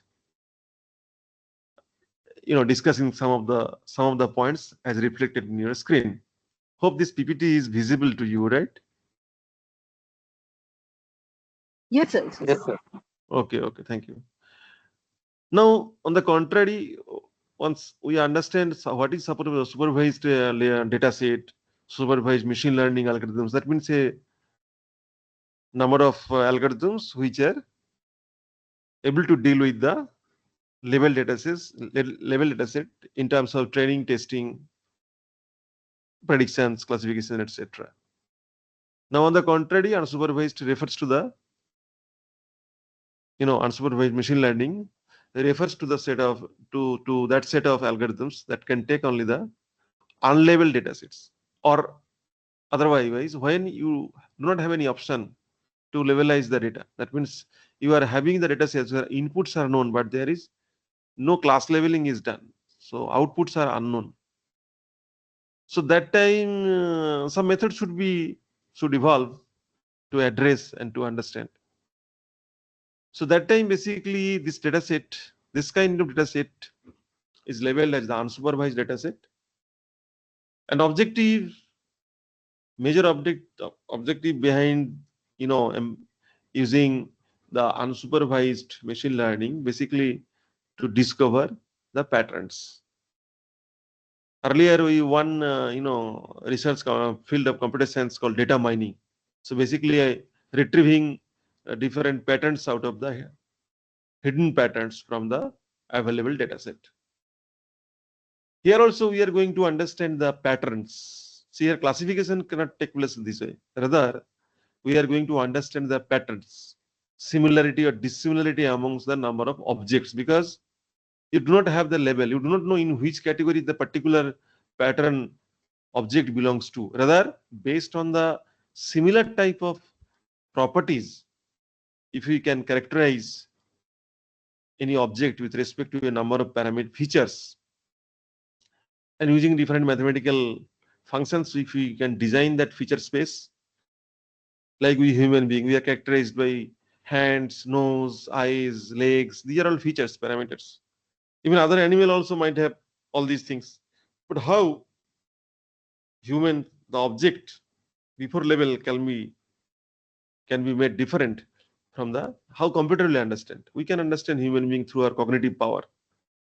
But computer is a black box. It has to evolve some of the artificial intelligence through data-based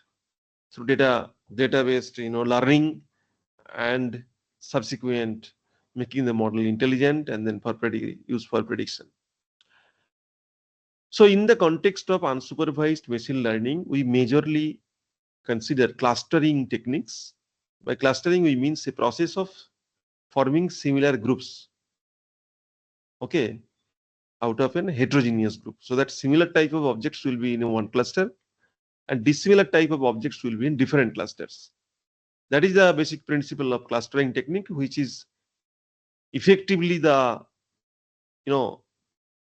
best or the major unsupervised machine learning technique. So under clustering techniques, different algorithms are there. So maybe other speaker may focus if anybody is there to address on the unsupervised machine learning. Reinforcement machine learning, here basically the learning takes place based on some kind of feedback based mechanism. So there will be a agent and responder. That means semi-interactive process, reinforcement learning. So learning will take place based on certain act that is connected with the feedback and reward mechanism. Like the example, learn to play Go. So, or any kind of game, maybe the movement of the opponent partner will be required, or the movement of your, any kind of the time you are going to play the game. So it may depend upon the previous people or how they have played. So in chess player and all, so your move will depend upon the partner's movement. So if they have done correct thing, then maybe you will think in different way. Many times I used to say the example, when we can bring some pet to our home, the very beginning phase, how to give training. So usual practice that some kind of gestures are shown or some kind of sounds are made, and if they perform, then that is the feedback response. That's what the responder. Then if it is correct, then you are giving some kind of biscuit, otherwise you are not. So this way, if you continue for longer time, later on you will understand this kind of sound or gesture, it will make that pet, uh, understand that yes, and accordingly it will perform. And that kind of sense will be executed, which have during training through Biscuit you have given. Later on you no need to give, but by just giving the command, it will work upon. Now coming to the supervised machine learning techniques, there are, from the nature of the mathematical point of view, there are numerical classifications, classifiers, all are algorithms. From mathematics point of view, I am nomenclatures like functions, because every classifier is nothing but a function. So based on the different, with respect to the mathematical characteristics, these categorizations can be addressed like numerical classifier functions. So a lot of functions which are, they take the numerical values and to get trained and then used for predictions. Like example, linear classifier, neural network, multi-layer perceptor neural network, logistic regression. It's a probabilistic prediction, and then support vector machines, Bayesian classification, and so on.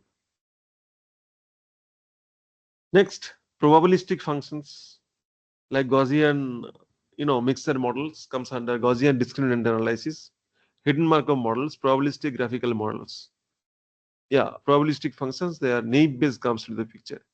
So in these slides, mostly this red marked, techniques to some extent will be discussed depending on the time.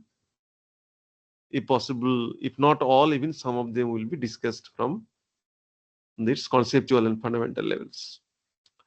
Then non-parametric, that is instance-based functions. Here, no need of going for any approximation. Rather, every instance is required to frame the, non-parametric functions like k nearest neighbors, kernel regression, kernel density estimations, local regression, and so on. There are certain situations where symbolical values are obtained in terms of event data set. So that is non-numerical in nature. Then how to address maybe symbols.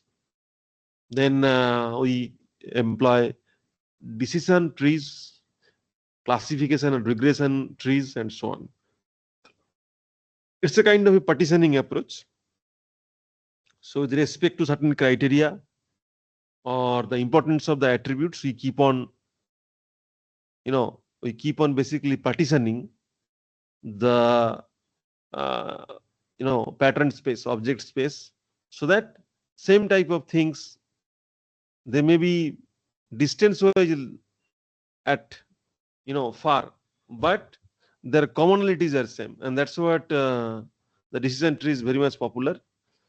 And if we go for a voting based model, then we employ random forest. In other than these, classification and regression trees are also very much useful in case of symbolic functions. And once there is a, we are interested to apply ensemble based learning, aggregation learning techniques, bagging, boosting, random forest to address the overfitting, underfitting kind of situations, and also some confusing situations where the straightaway application of the existing standard algorithms sometimes may not, be able to produce that kind of accuracy or efficiency. Unsupervised things are just like this, just a brush up. Now the technique called Bayesian, learning for predictions. This is one, very classical machine learning algorithm, but still people are extensively using from probabilistic prediction view on the different data sets, specifically the high throughput data sets, genome sequencing data set, bioinformatics data sets, microarray data sets, where the enormous amount of data are being generated, and it has to, the probability distribution of the data is being, estimated, and after that, that is used for training some model.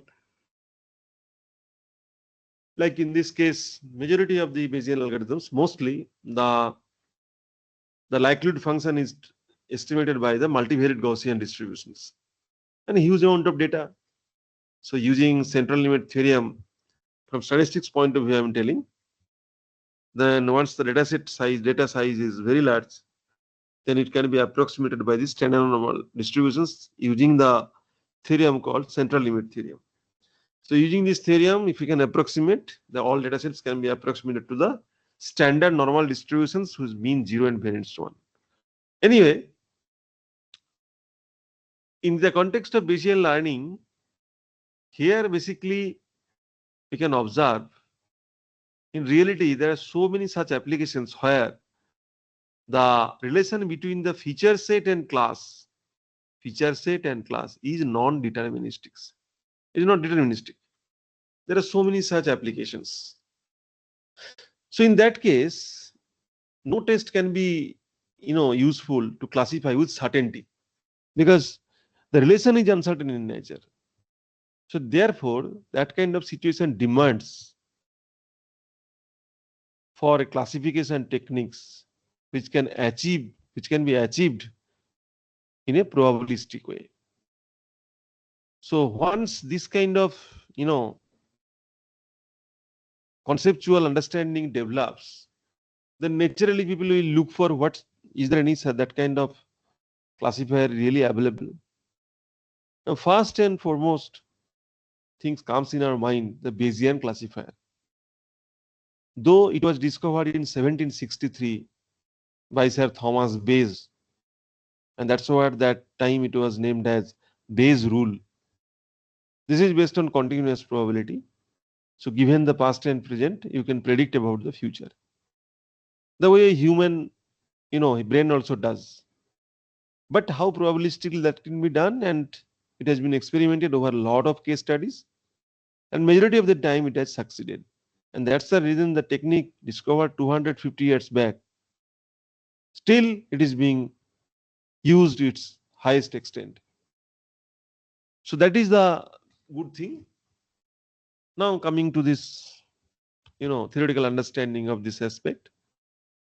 It is called supervised machine learning. Before machine learning, it was supervised statistical learning technique. Statistics means data. So the learning takes place with the data. Of course, without that, no prediction can be done.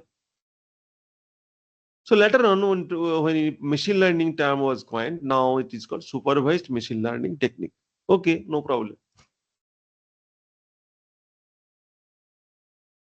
Where prediction can be made about an object in a particular class, where its probability, calculated probability is high, and then that calculated probability for every object for classification for is called posterior probability.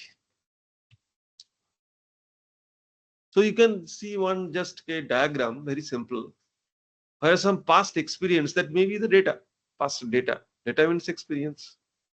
When the past data are are integrated with the present evidence, then you can say about the future without knowing. Sometimes we make a comment that without knowing full story, I should not comment. Right. So that's what the full, information should be known. Full in the, don't take it literally, word meaning. I mean to say that the experience need to be gained. And one expert, that means who is called expert? The expert who is having the knowledge, prior knowledge. So any person having the prior knowledge, he is in a position to deliver as an expert. But he will see that I have my experience, but I need the current data where the decision has to be taken. So the past experience is called prior probability or prior. Present evidence is evidence and future is called posterior. So that's how the different components of Bayes rule can be understood. Here you can see in this rule probability of class given feature. It means that if you train for a particular class, if you can frame the problem dimension and train that for a particular class, what is the pattern of certain of the feature. If you have that knowledge, given the class means supervised data, otherwise you will not be known. Then you can predict what the given the feature, what should be the probable class.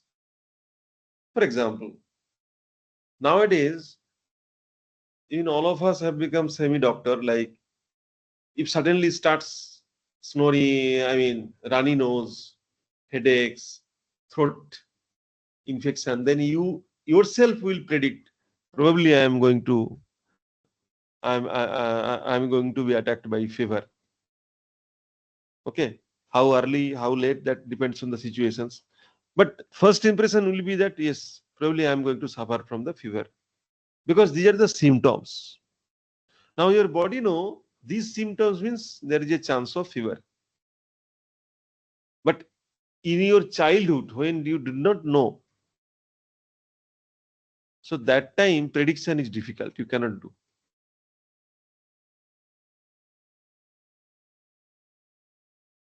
That means what we have learned?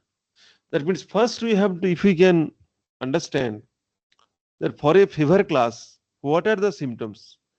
When a person suffering from fever, what are the symptoms are observed? Runny nose, temperature is high, headache. After looking at the situations, suddenly one unknown person come to you and started, start suffering from those kind of symptoms, what you can sense, then immediately you will tell why you might have some fever, you go to the doctor and get it checked. That is the way. So first, that's why training becomes quite intelligent, knowledgeable, and then you talk about that. So in this structure, what you can see, the probability of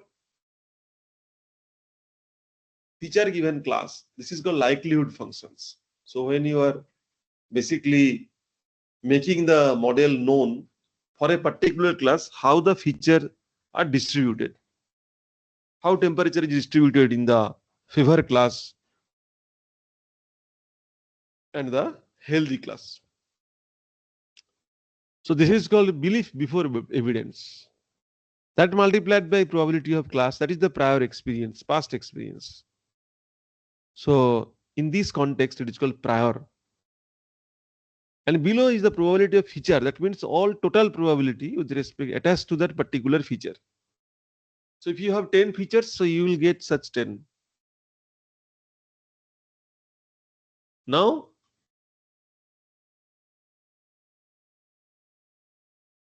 we got different components of this base rule, and we will apply this rule for decision making, for classification, and that time its role as will be as this.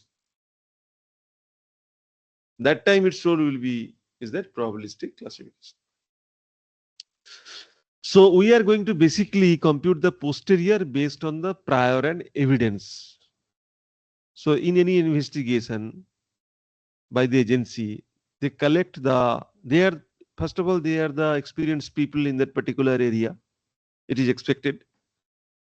And they go to the spot or take the informations about the spot and incident.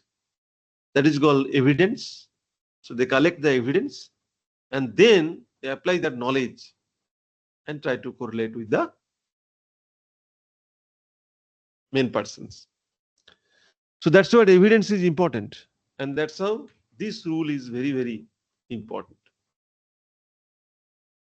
Now,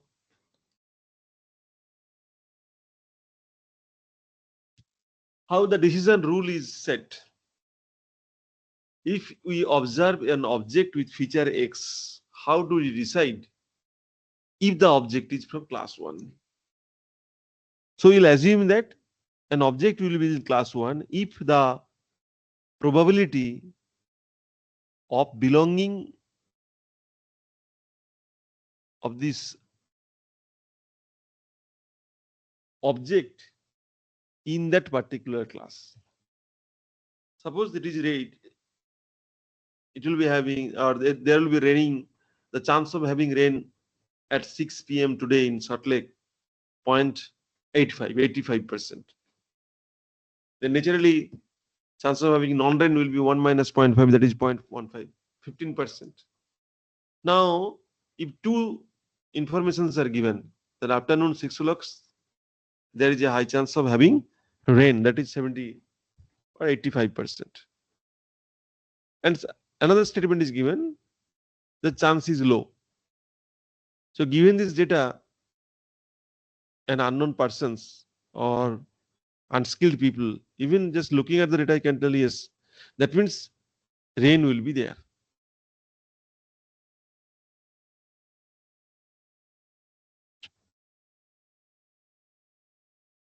Okay. So assuming this, let us define the rule for a particular object will be classified in either in class 1 or in class 2, depending on its score or chance, the way I have set the example. Now, in this case, suppose we are understanding, we define that yes, the particular object will be chosen in the class 1 if the posterior probability in class 1 is more than the posterior probability in class 2. And then we put the explicit formula. Denominator, they will cancel each other. It's non-negative, basically positive, not equals to 0. So the numerator parts are retained and make certain adjustments with respect to the ratio to make it the log 1 equals to 0. So you can see the log of ratio of the probabilities multiplied by the corresponding prior. If the gx greater than equals to 0, we started, x will be, so the unknown object is being classified in class 1 if this gx greater than 0. Now I will make it reverse. If gx greater than 0, we classify as class 1 because your target is to classify an object. That is the goal. So based on the x value observations, you compute the gx value and see whether it's greater than 0 or less than 0. If equal to 0, then again you go for increasing the training data set. If training data set fails, then again try to increase the sample size data set.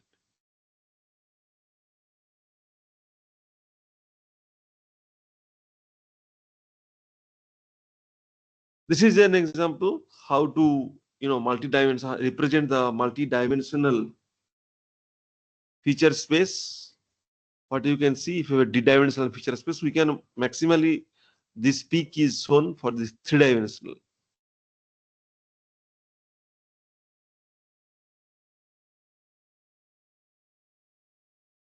What you can see, you have a more than one variables. They may be correlated also, but anyway, the joint distributions can be, their joint distributions are mathematically represented by the multivariate Gaussian distributions, where you will have the mean vector. Every variable will have their mean, and every class will have their dispersion matrix. That's what the sigma. So d-dimensional feature space, the Gaussian probability density function looks like this. And this is the picture is shown for the 3-dimension only when d equals to 3. Now, as you see that normal distribution is nonlinear distributions. It belongs to the exponential family of distributions. So by considering the likelihood function in respect to the nonlinear normal distributions, once you go for simplifications, it will take a lot of time because the linearity log of the functions increases the complexity. So to reduce such a complexity, we take we impose one assumptions that all the features are found to be independent. So when the features are made of independent by assumption for a particular class, then we can mathematically the joint probability for a given class will be the product of their corresponding marginal probabilities.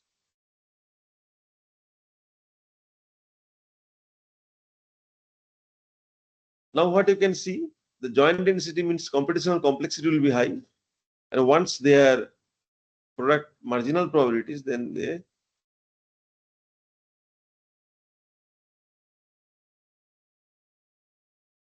now what you can see that the joint density equals to the product of their marginals, and then we use the product symbol I to n, and thus the Bayes rule will be modified. Instead of a joint density, we will apply the naive Bayes classifier approach, just to simply decrease the time complexity in the attached to the classification process. Rest some of the slides are just mathematical permutation combinations to make you understand better. At the end, we get the gx functions if 7 number of features are considered. Then we make a functions, composite functions, log of product of the probabilities. So that log basically tries to linearize the matter, which effectively reduces the time complexity. One simple example related to the air traffic data. So in our loving country map, where reds are airports, different airports, and green lines basically the traffic airway, so route of the flights. Now here we are considering a data set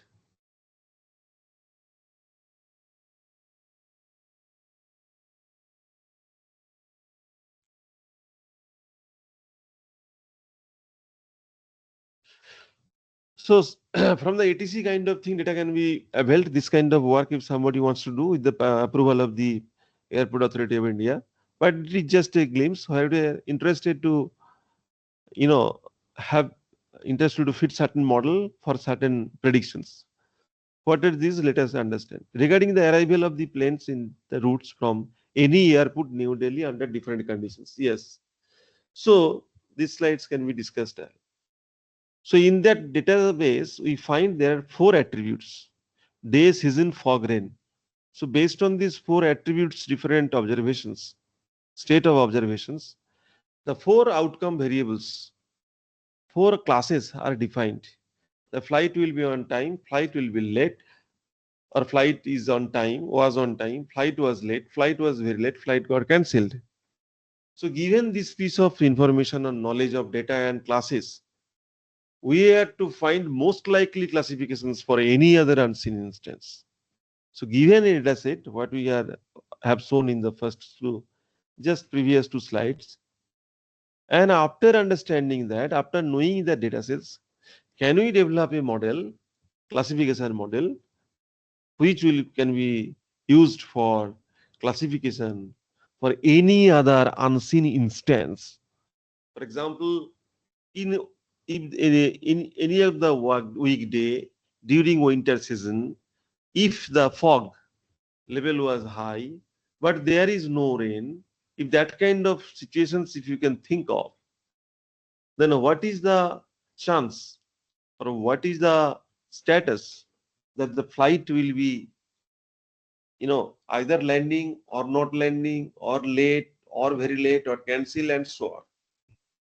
So this how to address. So no numerical value is there, only categorical value is there. But still you can make a transformations and finally can apply very beautiful machine learning algorithm called Bayes, Bayes learning and predictions. You can see this dataset where initial dataset was given tuple wise. Every row is a 1 flight data. So there are such 20 datasets. Days is a first variable, input variable, second input variable is season, third input variable fog, fourth input variable rain, and Y is the class. So all the datasets are non-numeric data.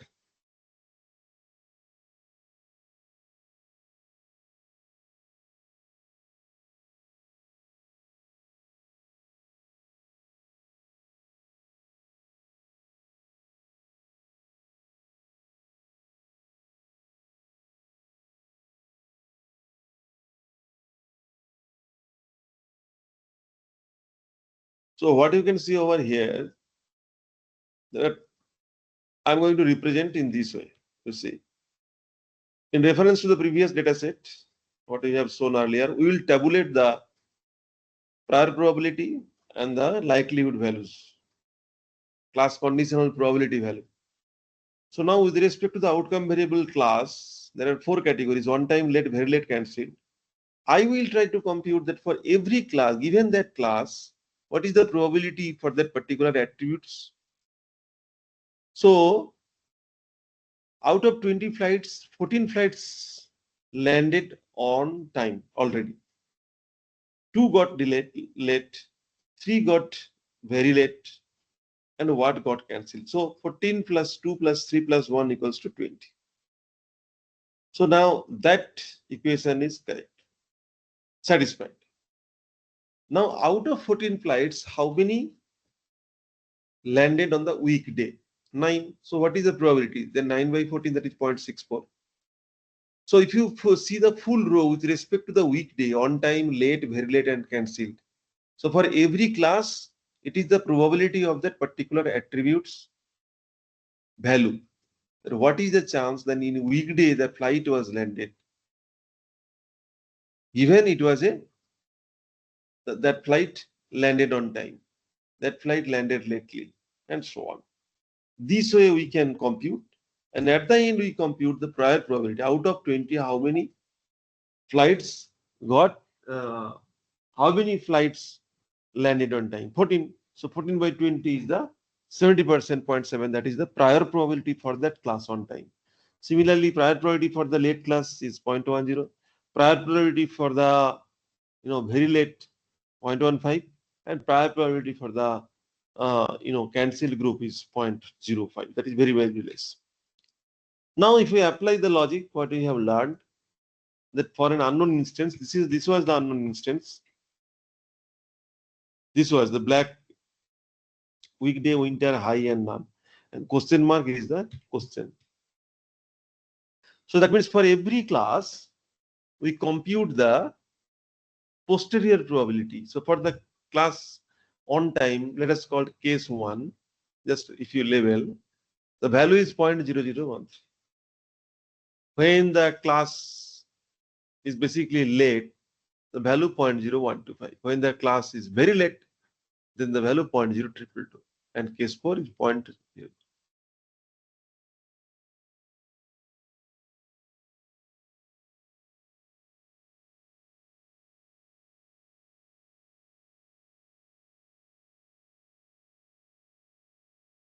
So out of 4 cases, we can see that the posterior probability for the class very late, that is the maximum. So in comparison, where we find that values are very small, but by comparison we can still understand, but we can still tell that in future, if this kind of attributes values are obtained, then there is a high chance that the flight will be very late.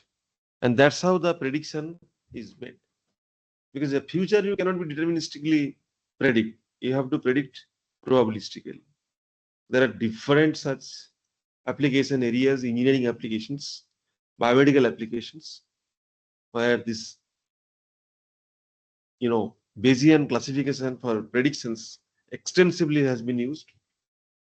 In today's time, geospatial areas, climate prediction, weather prediction, weather forecasting and prediction modeling is a very, very important. And a lot of such companies, those who are dealing with this weather and weather related matters, extensively analysis, modeling things are going on in order to solve about the different situations. Now coming back to the instance-based learning, time is going fast. Instance-based means based on the number of patterns associated, called neighbor. So for each, what is the logic?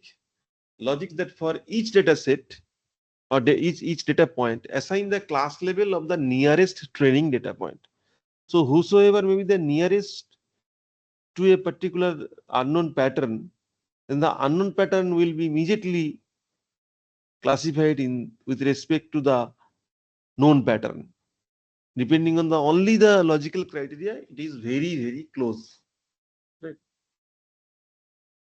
Like two brothers are of same nature. It is obvious because they are very close to each other. So one brother is labeled, another brother is not labeled, unknown training value. So by given this that a particular pattern that is very close to this, so we can at least categorize in the same bracket. That's what is called nearest neighbor. Who is your neighbor? Out of all neighbors, which is the nearest most? So the nearest most, the class will be the same class to be assigned by particular value, by particular unknown trend. Here we usually use the distance, distance function that is used to calculate to each data point in the training set and assign the class of the nearest data point. Here, basically, no parameter training is required. That's what we do not need any approximations. Only the distance is required because computation of the closeness between two patterns will be based on the distance between the two things, and that's how it is quite simple. At the first hand level, this kind of non-parametric things can be used to get the about impression. So you can see over here, there are blue data points and red data point. So one test example, computing the distance, it is found that arrow shows that particular square element is the closest most to that. Hence, the unknown example will be classified in the square blue object.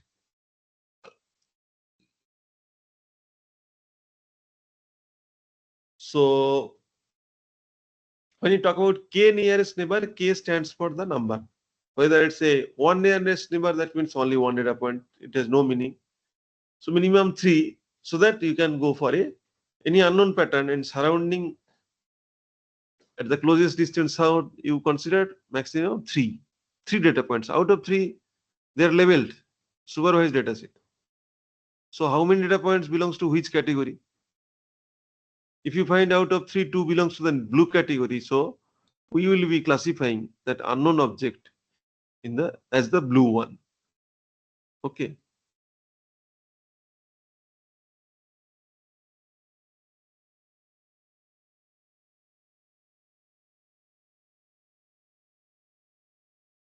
So here you can see that within the square circular band, one plus symbol you can see. Plus is basically unknown.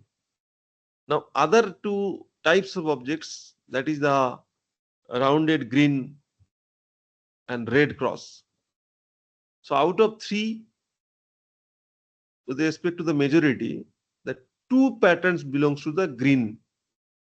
Hence the unknown class can be classified in the green rounded class, not in the red cross class. This method is very important. Very briefly, I will just focus. In 1992, support vector machine was introduced by Vapnik and first applied on handwritten digit recognition, successfully bypassing the neural network. It has given also the improved result.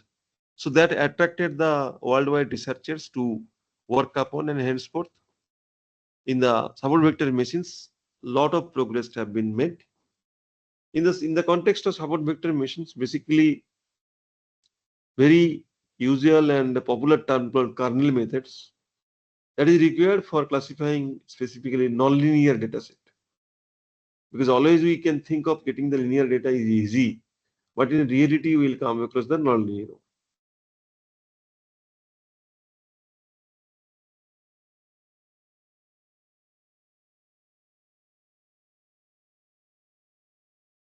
Given this interface, what you can see, 2 set of data sets separated by a dotted straight line.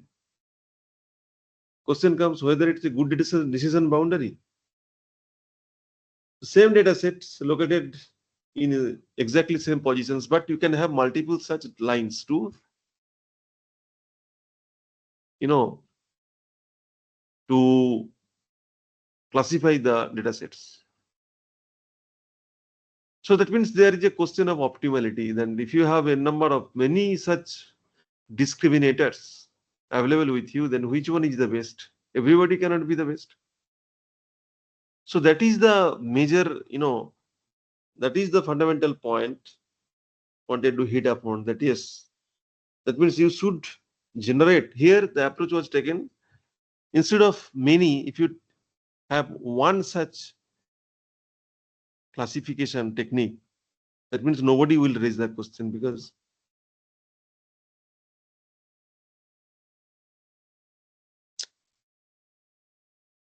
so to overcome this, multiple decision boundaries, which is not expected, the concept of large margin decision boundary has been adopted.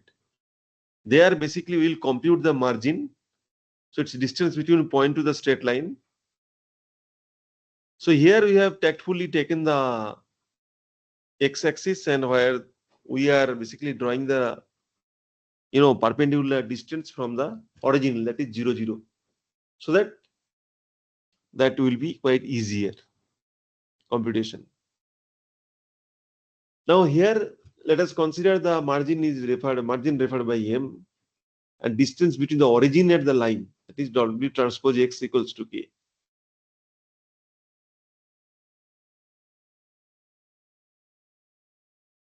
So here you can see you can have a medial axis, that is a dense straight line in the middle. From there, upper one side 1 unit, second one side another unit,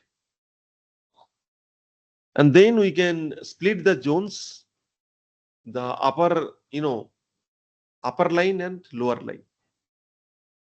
So upper boundary and lower boundary, and that's how the large margin decision boundary is there. So I want to increase the boundary.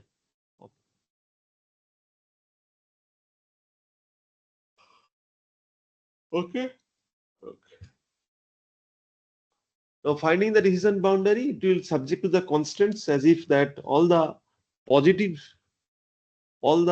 data points which are based on which W transpose X plus B, that is the functional value, is computed. If it is found it is less than 0, that means it belongs to the class 1. But if it is greater than 0, that means it belongs to the class 2 or so. So that's how a constant has been defined, and that is put with the optimization problem. Effectively, it is a constraint optimization problem. Okay, so here you have the model parameters and the variables. Variable will be trained with the sample supervised data set, and then we can use for classification purpose. So constant optimization technique we usually use for this. Okay, the Lagrange multiplier is used to combine the objective function and the constraints in a linear way, and then we go for the differentiation with respect to the variable equating to 0 at the critical point x equal to x naught, and find that whether this solution, that equation gives us the solution based on which we can achieve the maxima or minima. That's how this whole constant optimizations, what I believe that those who have covered earlier, for them it is easy, otherwise quite difficult. When you need proper class to address it. What do you want to find from the support vector machines? Basically, we want to find the large margin discriminating functions, and for which we are fighting. So you are maximizing ultimate objective to maximize the margin subject to the conditions such that the class 1 level object will be in the class 1, class 2 object will be in the class 2. And that's how the Lagrange multiplier lambda I attached with the constants, every constants.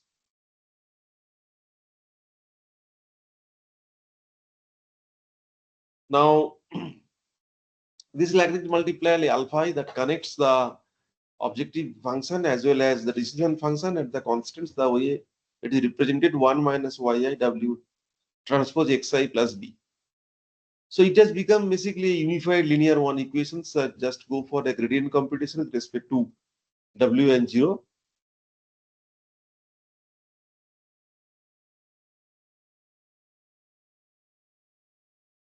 So like broadly two equations, two unknowns, by solving you will get the outcome like w is the model parameters weights equals to summation alpha I yi xi. Here yi and xi are known, alpha I are unknown.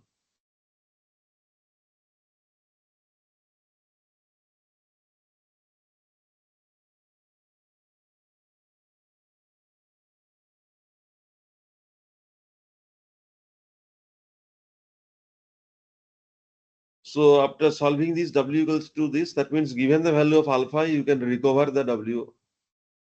How do you get the alpha value? So here alpha I value will be obtained from the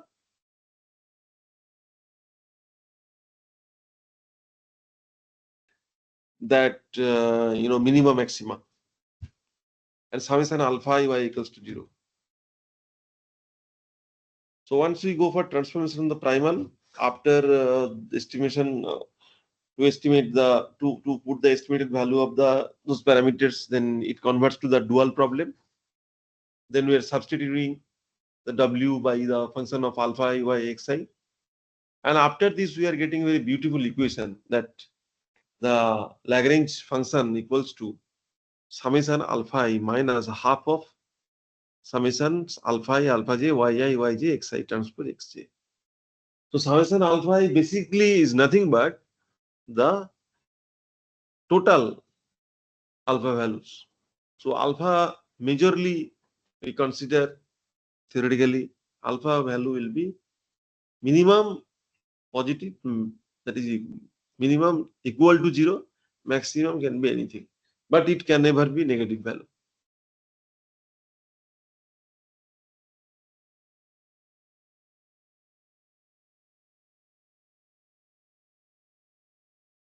Okay. And one another interesting thing you can see, this has become function of the alpha I only. So Lagrangian parameters. So whole function has become dependent on the Lagrangian multiplier, that is the alpha I. Because once alpha I connected to the w is the model parameter.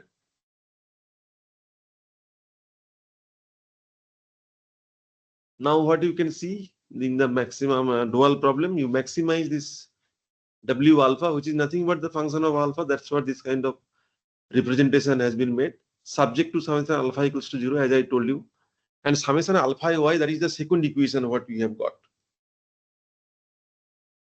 So at the end we can go for solving the alpha I, because it's optimization problem. The data are given, so you can compute the alpha I using certain quadratic programming problem. And once alpha is known, then w is known. W is the real model parameter. Alpha is just kind of invisible. It comes and goes. Now, if you look at a numerical example where suppose we have computed those alpha values using these procedures, algorithms, and we have got this. So for every data point, you will get the alpha. But one finite thing you have to remember, alpha value will be only greater than 0. That means positive, for which the parameters are.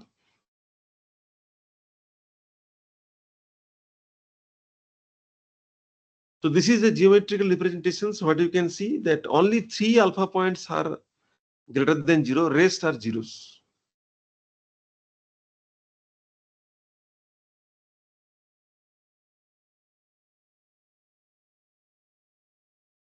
Okay, now I think it's okay.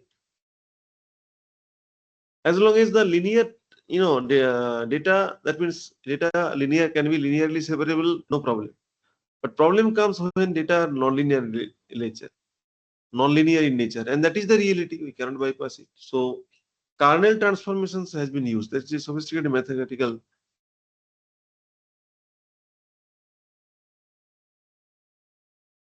So this is the original input space where we make a transformation phi dot.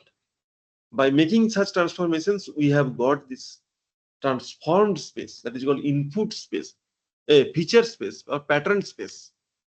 And this pattern space is usually of higher dimension than input space in the practice. So by kernel transformations, the data points which are not linearly separable, that can be taken.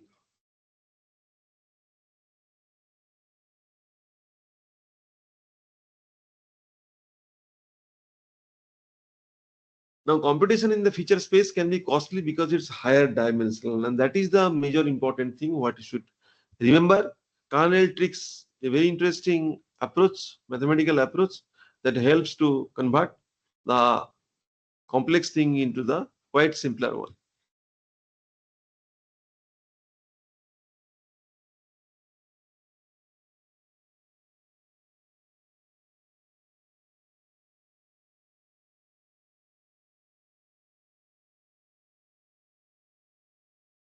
Now in the kernel trick, you see the inner product xi transpose xj. You take the transformation on the xi variable because that is the input variables, original input variables, and that's how we are making phi xi transpose phi xj. So there are varieties of kernel tricks starting from the vector quantization, then you have the inner product, then we go for sigmoid, radial basis functions, and so on. Because different mathematical functions will have their different structure and different way of dealing the data set. Polynomial kernel, that is a very huge, so you will generate a polynomial, and then we will be going for the training. Next, radial basis functions kernel with width sigma closely related to just hello. হ্যাঁ, কি বলছেন?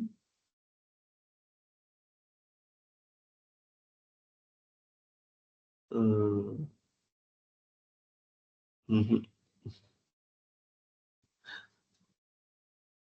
আমি একটা ক্লাসে আছি, আমাকে একটু minute 15-20 পরে ফোন করো, ঠিক আছে? পরে একটা ক্লাস নিচ্ছি অনলাইনে, তারপরে আমি কথা বলবো। আচ্ছা।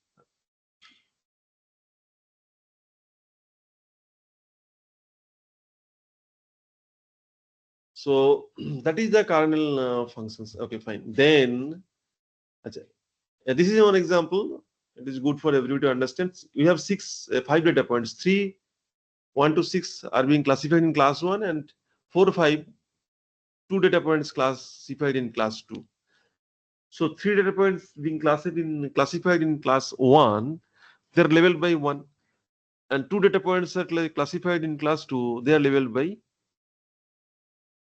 1 class minus 1, first one, and second class plus 1.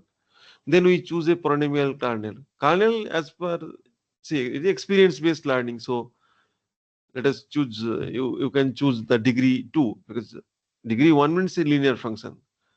So degree 2, degree 3, keep on changing the order and degree, and set some regularization value, that is C threshold. And then you run the quadratic programming solver to get the alpha values. Here we have got, there are 5 data points, so 5 alpha values we will get, but out of 5, 3 data points are found to be alpha 2, alpha 4, alpha 5 greater than 0, positive. That means every alpha is attached with the pattern. And that's how the support vectors, that means those set of patterns for which the alpha values are positive. Now what you can see, the alpha values are greater than 0, that means positive, corresponding to the particular patterns called support vectors. So in this case, 3 such alpha values are non-negative. That means we have 3 support vectors. And why it is called support vectors? Vector means patterns. Support means for which the refers to the alpha values greater than 0. And these 3 points are the basis based on which the classifier, support vector machine classifier, what I call discriminating function, that we basically can build up, right? And once it is done, then it's basically the boundary value problem in the very much I mean, very much easy. Once you have the input output, then you can find out the model constant, that is B. And finally, a parabola can be constructed. So ultimately, we have got a discriminant functions using support vector machine, which is nothing but a parabola, second degree polynomial. And our data points initially 1, 2, 4, 5, 6, where I told 1 to 6 in one class 1, 4, 5 in class 2. So you need, if you want to classify, then you need two straight lines. But if you use some nonlinear classifier, then only one classifier is enough to classify these data sets. And that is the good thing between, beautiful thing which is being performed by the support vector machines and all. I think time is up already. I will just sum up in a couple of slides and then I'll stop. So as I told you, the linear classifier, it's a function. Already I have discussed this part. Yes, this part also I have tried to mention some score generation, because we are dealing with the function with the input image that is characterized by the vector x. W is the model parameter and B is the constant. But by proper tuning of the W and B, we can generate a score such that the unknown image, after training, unknown image will be classified in a particular class where the score will be different. These are different kind of pattern of data distributions you can see. Some data linearly separable in diagram A. One data basically it is separable by nonlinear function, linearly not separable. So that we have to address, and that is the reason different techniques in the context of supervised machine learning, generation of the input data, then based on which you can go for the feature generation. And the higher order feature space sometimes is helpful, though complexity is more. But from classification point of view, it is more helpful, and that has to be taken care. This is a two-dimensional. You can see the data set in the two-dimensional plane. You can separate by a circle, but in case of three-dimensional plane, the same data set by a plane we can separate out. That means you have basically a splitting in the plane, splitting in two layers. In the middle, you put one plane that separates, and that is more consistent as well. The trivial situation is basically binary classification, two-class problem. But in reality nowadays, most of the problems are multi-class classification problem. No problem. At that time we use some kind of a activation function. And if you're multi-class, then the highest class probability we compute. We compute the probability for each of the classes, and wherever we find the highest probability, we can classify the unknown object in that particular class. And that's how this process continues for the multi-class classifications problems. So with these two techniques, I will stop over here to maintain your time, though it's a very huge, vast area. And my emphasize upon, as I told you, like in Bayesian classification nowadays, some of the research are working on adaptive Bayesian neural network. Adaptive Bayesian, rule, adaptive Bayesian learning. Now, how can the Bayesian learning can be hybridized, and so that you can tackle so many mixed data set? Because every time the way we want the data set, accordingly we will not get the data set. Data set can be a mixed, unstructured, and that time how probabilistic model can be applied upon. If you have a structured data, you know the nature of the data, you can assess the probability and all, and then you are proceeding. That is one thing. So once you have an unknown data, mixed data, missing data is there, non-homogeneous data, some are symbolic, some are non-numeric. What to do? Can at all be existing, model be applied? It should not be immediately come to the mind. Rather, some modifications can be done. The modification to the existing such kind of brilliant methods will lead to certain kind of fundamental, yeah, innovative interventions. And that's what my feeling is, what I shared with all of you. Thank you very much.